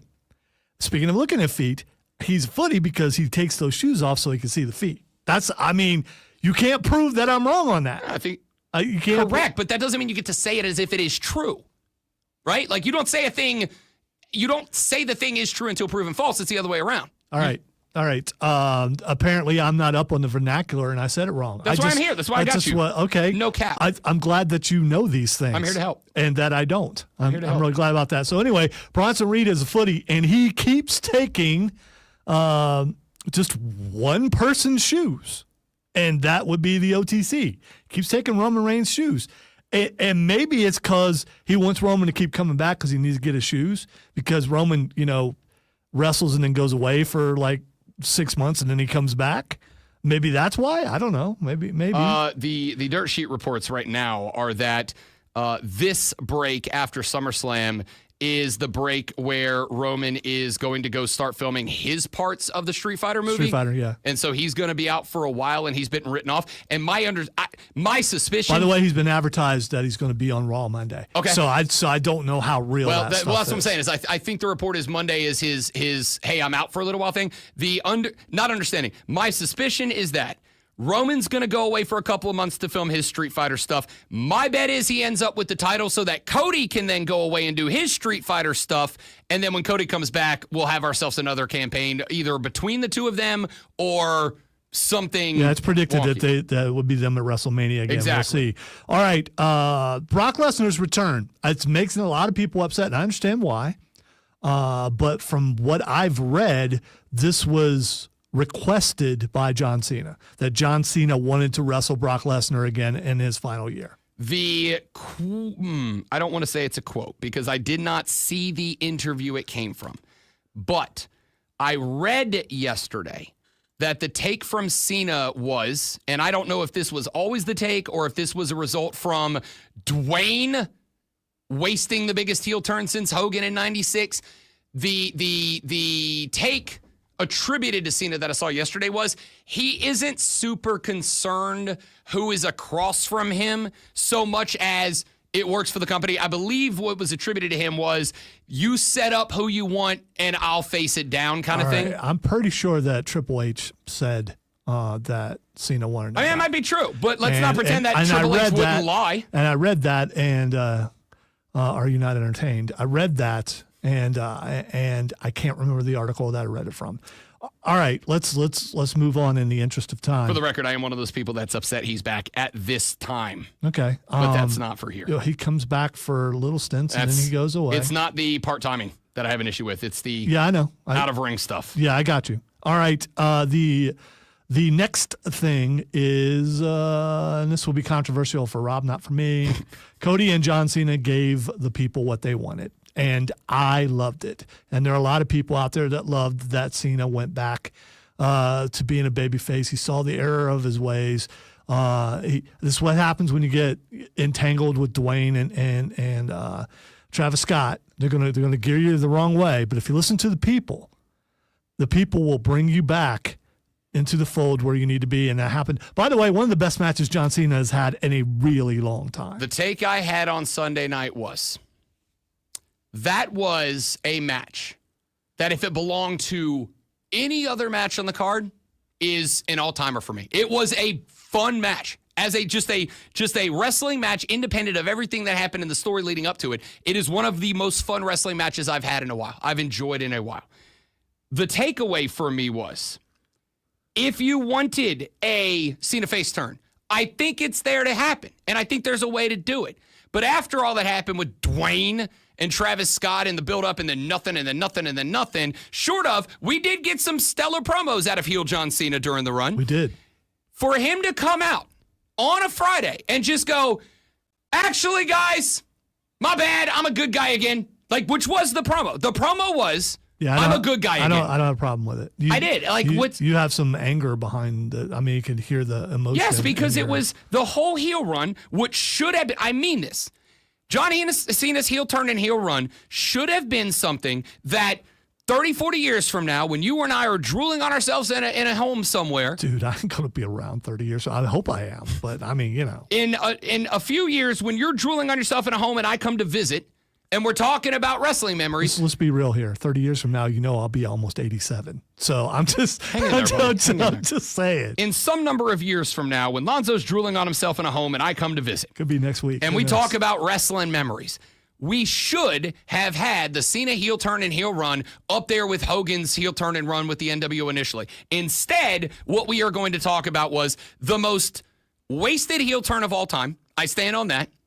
The 7 months of John Cena being a heel and doing nothing but an occasional good promo with it, and then a random Friday night going, Cody put me through a table, and it made me realize that I was a bad guy, and I don't want to be a bad guy, so I'm a good guy now. All right, the folks. It was a waste of my folks time. in the arena seem to like it. All right, we got two more things to squeeze in really quick. Pat McAfee said via X, formerly known as Twitter. Apparently, you have to say that. Great to see two powerhouses of sports and entertainment come together. I assume all the mid-level powerless bum bleep suits at ESPN will attempt to muddy this somehow. Out of context leaks, ignorant, anonymous opinions, stuff like that. But in the end, this agreement will outlive the dinosaurs currently guarding desks in Bristol, and this deal will be great for ESPN. Cheers to the future. All right, so putting aside the take on whether this is good or bad for ESPN, good or bad for WWE, let's start with the objective reality we know, which is Pat McAfee gets paid a buttload of money from both of those entities. Of course he's going to say it's good. I would too. Even if I didn't believe it, I'd go, yeah, this is amazing. The two companies that pay me ass loads of money now work together. That's great. I am even willing to accept that the heel heat from McAfee about the, quote, mid-level suits at ESPN, I'm even willing to believe that's real. We know that there have been some contention. I believe right? that's real for sure. I am willing to believe that that is not a work, that is real. Here's what I'm going to say, and I said this to Lonzo earlier in the show.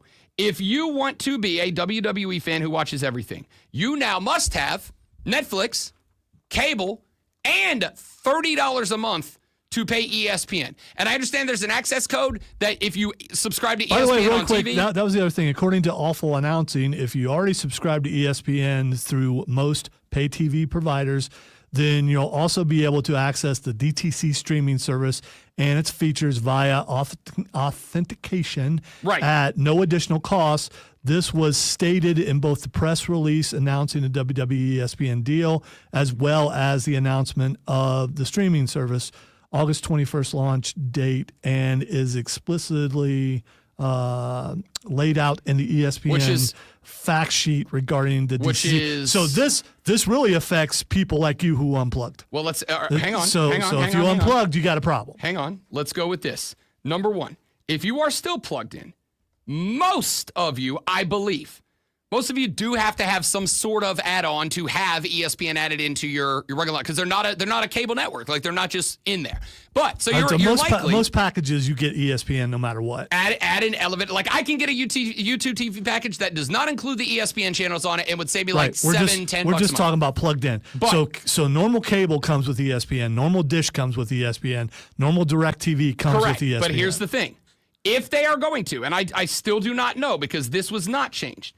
If they are going to, as the UFC does, have an extra charge for the PLEs, which I don't think they are. By the way, they have said they're not going to. Right, which they said they're not going to. I've read it several different places, and yes, they can change their mind. And Nick Khan, I just read something before we started Fight Club where he said that their people will follow them where they go. And that's absolutely their belief. They would not make this change if they didn't believe that, because that would be dumb if they didn't think that. But again, as I've said before, when it comes to the WWE, if they can get 30 people to pay them $10, or they can get 15 people to pay them $50, they'll take 15 people at $50 because it's more money. At the end of the day, that is the distinguishing feature. Just like college football, just like the NFL, money's the driver. If it is harder to access WWE, but they can charge you 3 times what they charge for half the people and make more money, that's what they're going to do.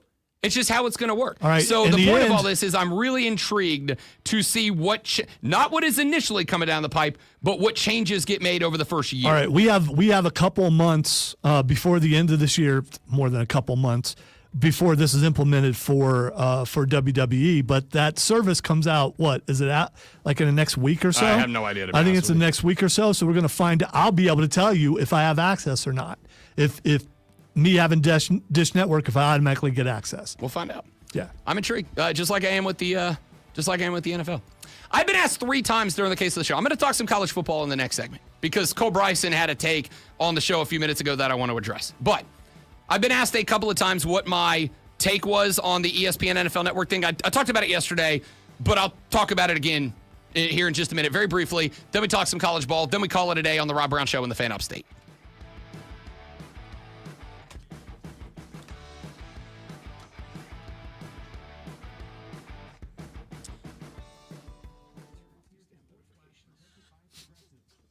I'm still on the notification list I'm still an admin for the band's Facebook page, which is fine because I'll help them out from a distance whenever I can. But somebody turned on push notifications, so I'm getting 7 an hour during the course of the show. It's getting somewhat aggravating. Be right back, guys. Don't go anywhere. I don't want to sit here staring at my phone and ignoring you Don't guys. look at it, man.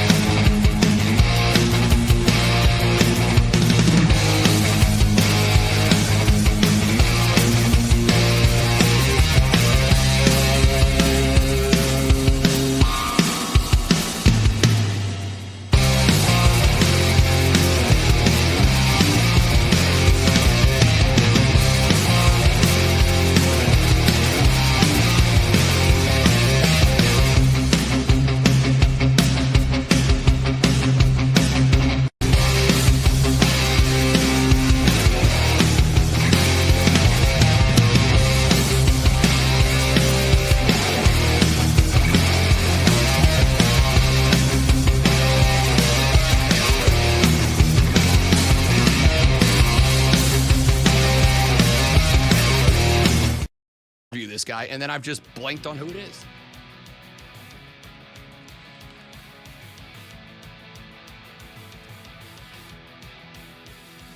Very son of a 4-1. It's Wow. an ass whooping this week. Oh, it's over. Yeah. It's over. You might as well call it. Yeah, unless Lonzo 28-3s himself tomorrow.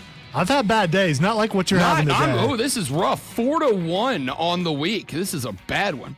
The Rob Brown Show, the Big Daddy Brown Show, back on your radio. It is the Fan Upstate. I got a couple of things that I want to knock out in like 5 minutes to knock it out. Stick with me. Let's rock and roll. Push the accelerator to the floor. Let's get to it. Somebody asked me, actually 2 people have asked me earlier in the show, what my take was on the ESPN NFL Network acquisition. Honestly, as far as ESPN taking over the NFL Network, NFL Network's on my screen for a handful of weeks. It's on my screen during preseason when they're at the camps. It's on my screen during the week during NFL season, and it is on my screen when there are games on the NFL Network, replays or live. And that's it. That's pretty much it. The only concern I have for the network itself is, are we going to get to a point where it's going to be next off season? It's going to be, NFC East day. And instead of having a genuine conversation about what the Dallas Cowboys have, instead, I got Stephen A. Smith on there going, Dak Prescott ain't the guy. I know his brother personally. And then I got to listen to that crap all over again. My big concern, my primary concern, my only concern is Red Zone. I put up a whole social media video. If you haven't seen it yet, go to our Facebook or Twitter page, Instagram as well. It's up there. But my takeaway was effectively this, and I'll short and sweet it the best I can. Don't change anything. Don't change anything. Do not turn NFL Red Zone into hot take theater. Do not turn it into a constant stream of advertisements where you are getting rid of the Octo box and minimizing game screen so that you can pop another ad for, Flow from Progressive up. This is my sanctuary. This is where I come to watch football without hot takes. This is where I come to watch football without commercials. It's for 8 hours on a Sunday. You get the entire rest of the week, every hour, every minute, every day to do whatever you want. Please don't put it there. Please, please, please, please, please don't put it there. Outside of that, whatever. Don't care all that much. All right?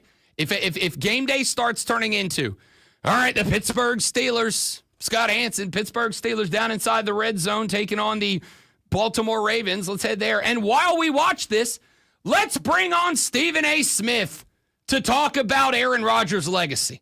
Well, let me tell you about Aaron Rodgers. I'll check out. That's it. That is my only concern. Do whatever you want to the net. I'll get over it.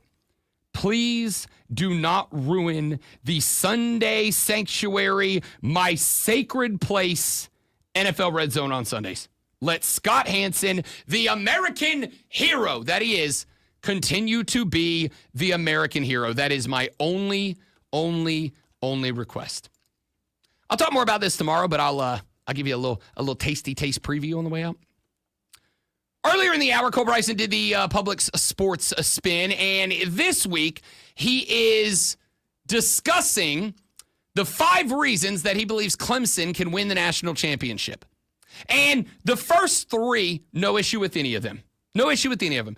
Today's I'm kind of interested in. He said that a reason that Clemson can win the national championship this year is because of all of the truly considered contenders.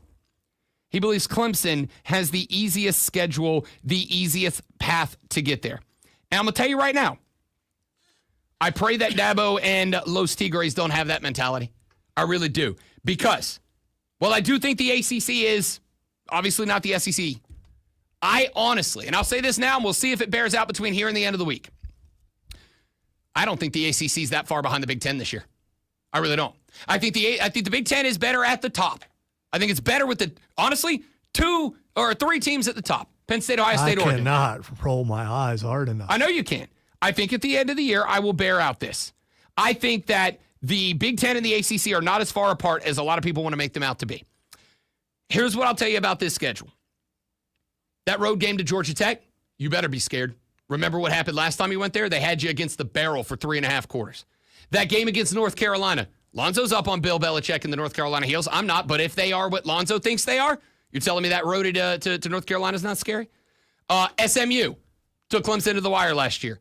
Duke, 9-win football team last year. Beat Clemson 2 years ago. Florida State, yeah, they're probably still bad, but are they 2-10 bad? No, I think they're a threat. At Louisville, Miller Moss is there. That team is going to score 48 points a game. That's a good Louisville team this year. And then you're on the road to South Carolina. I think two things. Number one, I think the ACC is closer to the Big Ten than they're being given credit for. And I think number two, if Dabo and Los Tigres come into the season thinking all we got to worry about is LSU at the front and South Carolina at the back, and they overlook Georgia Tech, North Carolina, SMU, Duke, Florida State, Louisville in the middle, you might catch, as Lonzo said earlier, one of those dumb losses that are the reason Clemson's been left out in the past. I'll break that down more tomorrow. The Big Ten's won the national championship a couple years in a row. Which is the why ACC has not sniffed it, nor Which shall is they. why I am very happy to say the Big Ten is definitely better at the top. But if we look at the Turtles all the way down, Here's the thing. It's blow by blow. Clemson is the top of the ACC. There is no other team close to them. Hasn't been for a while. No, SMU didn't take them down to the wire last I year? did. Or was that Did they win? That just doesn't count. Did they win? Lonzo, they had to walk them off on a field goal in the final second of the game. Did they win? Is that all that matters? Did they win? Cool. So I wanted them to win. I wanted them to win, but they didn't. Okay. And now, the Rob Brown Show presents Twitter. Want me to play? Quest. Buckeye Mike said you know ball. See after you talk about Mike. I'm gonna bring my. You know what? I'm gonna make this is gonna be a segment tomorrow. Mike, come back tomorrow. I'm gonna make the argument. And I'm gonna win you over. No, he's not. He probably will have the segment, but he's not going to win you over on the ACC. Close to the Big Ten. That's I didn't funny. say better. I said close to. Yeah.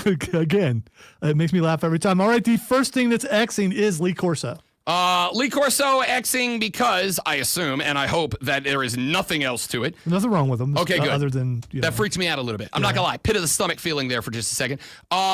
Lee Corso is Xing, I'm assuming, because we are inching ever closer to Lee Corso's final broadcast on College Game Day, which will be at Ohio State when the Longhorns visit the Buckeyes, the Horse Chestnuts, the Deers at the beginning of the year. Okay, it's his birthday. Happy birthday, Coach. He's 90 years old.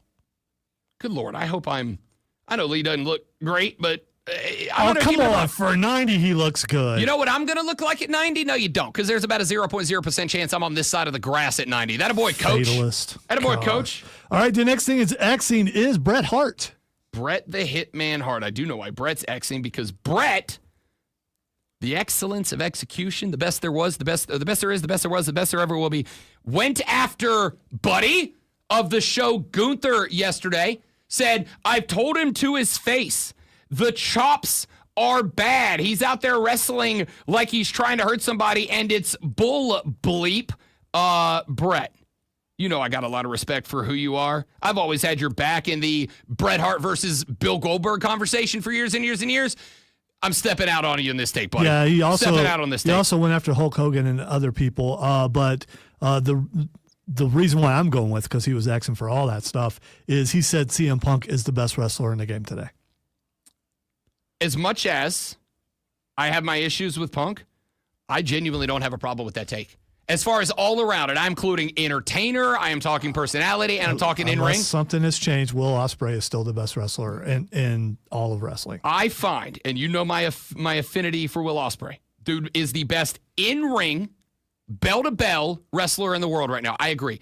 But in terms of the character work, the drama, the stories, the lead-up and all that, as much as I have issues with him, I don't have a problem saying CM Punk is indeed the best in the world. All right, the next thing that's Xing is Howard Stern. Howard Stern actually, because yesterday, I don't know if it was announced or reported, but apparently the Howard Stern Show, which has been on radio since the, late 80s, is coming to its conclusion soon. The Howard Stern Show will be ending. Listen, you can feel however you want to feel about Howard Stern, the dude, about Howard Stern, the show. Here is what I can tell you. While there have been some gross stuff on the show, while there's been some very inappropriate stuff, while there has been stuff that I feel, honestly, as much as you know me, I'm the dude who told you earlier, I'll go to strip clubs, I don't care. There's been some stuff on that show that I genuinely feel is like bad for the country, to be honest, over the years. That being said, what you cannot argue with is the fact that Howard Stern has, for decades, been the trend setter for radio success. You also can't argue with when your ratings drop, it doesn't matter who you are. That is also true. And that's how this game runs. That is also true. One final thing, Paul Heyman is Xing. Paul Heyman is Xing because as people like me complained about the return of Brock Lesnar, not that Brock's back, just the timing and what's happening with Brock away from wrestling. Paul Heyman yesterday said Brock's back and, quote, you can't cancel him. As if do you want to go to bat for the things Brock Lesnar is accused of doing, Paul? There's Because more if that's to it what than you want that. to do, have at There's it. more to it than that. He sat down with Ariel Helwani, which I want to watch the entire interview. I didn't get a chance yesterday. I want to watch the whole thing. He said a bunch of things. Sure. That's one of them. That is one of them. That is the one that, But as far that's as I'm not concerned, a direct quote. That I think you... That you can't cancel him? No, that is a direct quote. I think you compressed, you left out all the stuff around it. Sure. But he said he's I'm not back and you defending can't Paul. cancel him. I'm not defending Paul Heyman. I'm just saying, in the interest of time, you compressed. I don't think I misconstrued I what he think said. we should compress our way out of here. That's it for us. Thanks for being here. Hope you enjoyed the show. If you didn't, it's your own fault. We got 3 games tonight. We'll break them all down tomorrow and set you up for the football weekend. I'm Rob. He's Lonzo. See you back here tomorrow on the Rob Brown Show when the fan upstate. Later. You're such an a-hole. I feel like that was directed at me. I don't know. I told you, that one's the one to break out for when you tell me we're in a hurry, that clip is 0.75 seconds long. It's the shortest one that I have on the board Okay. right now. All right. I was going to go, hi, guys, but that's 1.5 seconds. You Don't Know Ball is 1.69 nice seconds. Well, I'm going to put this here. I got to do a video real quick before I drive to Atlanta. I got to go, guys, because I get to drive to Atlanta back in the next 6 hours. So I appreciate y'all all being here. I hope that you enjoyed the show. Tell your friends about us. We're trying to get rich and famous. Kane says the ESPN mid-level suits are bums indeed. Totally agree. Completely agree. I am Team Pat on that one for sure. Everyone ate up his face turn. It was a thing, but never would have been NWO, and Cody was over the moon through all of it. Again, like 7 months of I'm going to ruin wrestling, followed by, yeah, a guy hit me, and now I am completely 180ing my personality. And oh, by the way, I'm doing it in one promo in one segment of one show. You could have had a slow burn Cena face turn back to face at SummerSlam. I know what this but is. instead, it was 4 minutes of I want to be a good guy, have fun again. This is Vince McMahon PTSD. That's what it is. Storyline changing like that. That's why it's bothering you so much. It is not. It is 100%. I feel like you had silver platter, middle of the table, the opportunity to tell a story that would have been inside of the top 2 or 3 storylines in the history of wrestling. This would have been right there, probably slightly behind NWO. That's how big his run as a heel could have been. And instead, we got 6 months of I'm going to ruin wrestling with a couple of matches that ended in a cheap shot. No, really, other than cheap shots, of which there were like 2. What other heel behavior did John Cena display? 0. None, not a 9. He did nothing heely. So you took what should have, could have, would have been one of the greatest storylines in the history of professional wrestling, and you did nothing with it for 8 months, and then you had it come to an end in 4 minutes on a random SmackDown in one segment. Not a slow burn, not a John realizing the error of his ways, not Cody talking him off the ledge. It was a go-home SmackDown. None of that. So it was. However, the technicalities of it worked out, it felt like a waste to me. But that's just me. That's just me. All right, we got to go. Thank you guys for being here. Hope you enjoyed it. I appreciate you. I appreciate the conversation. Come back tomorrow. Friday's going to be lit with a capital L. Yeah. Boy, see you.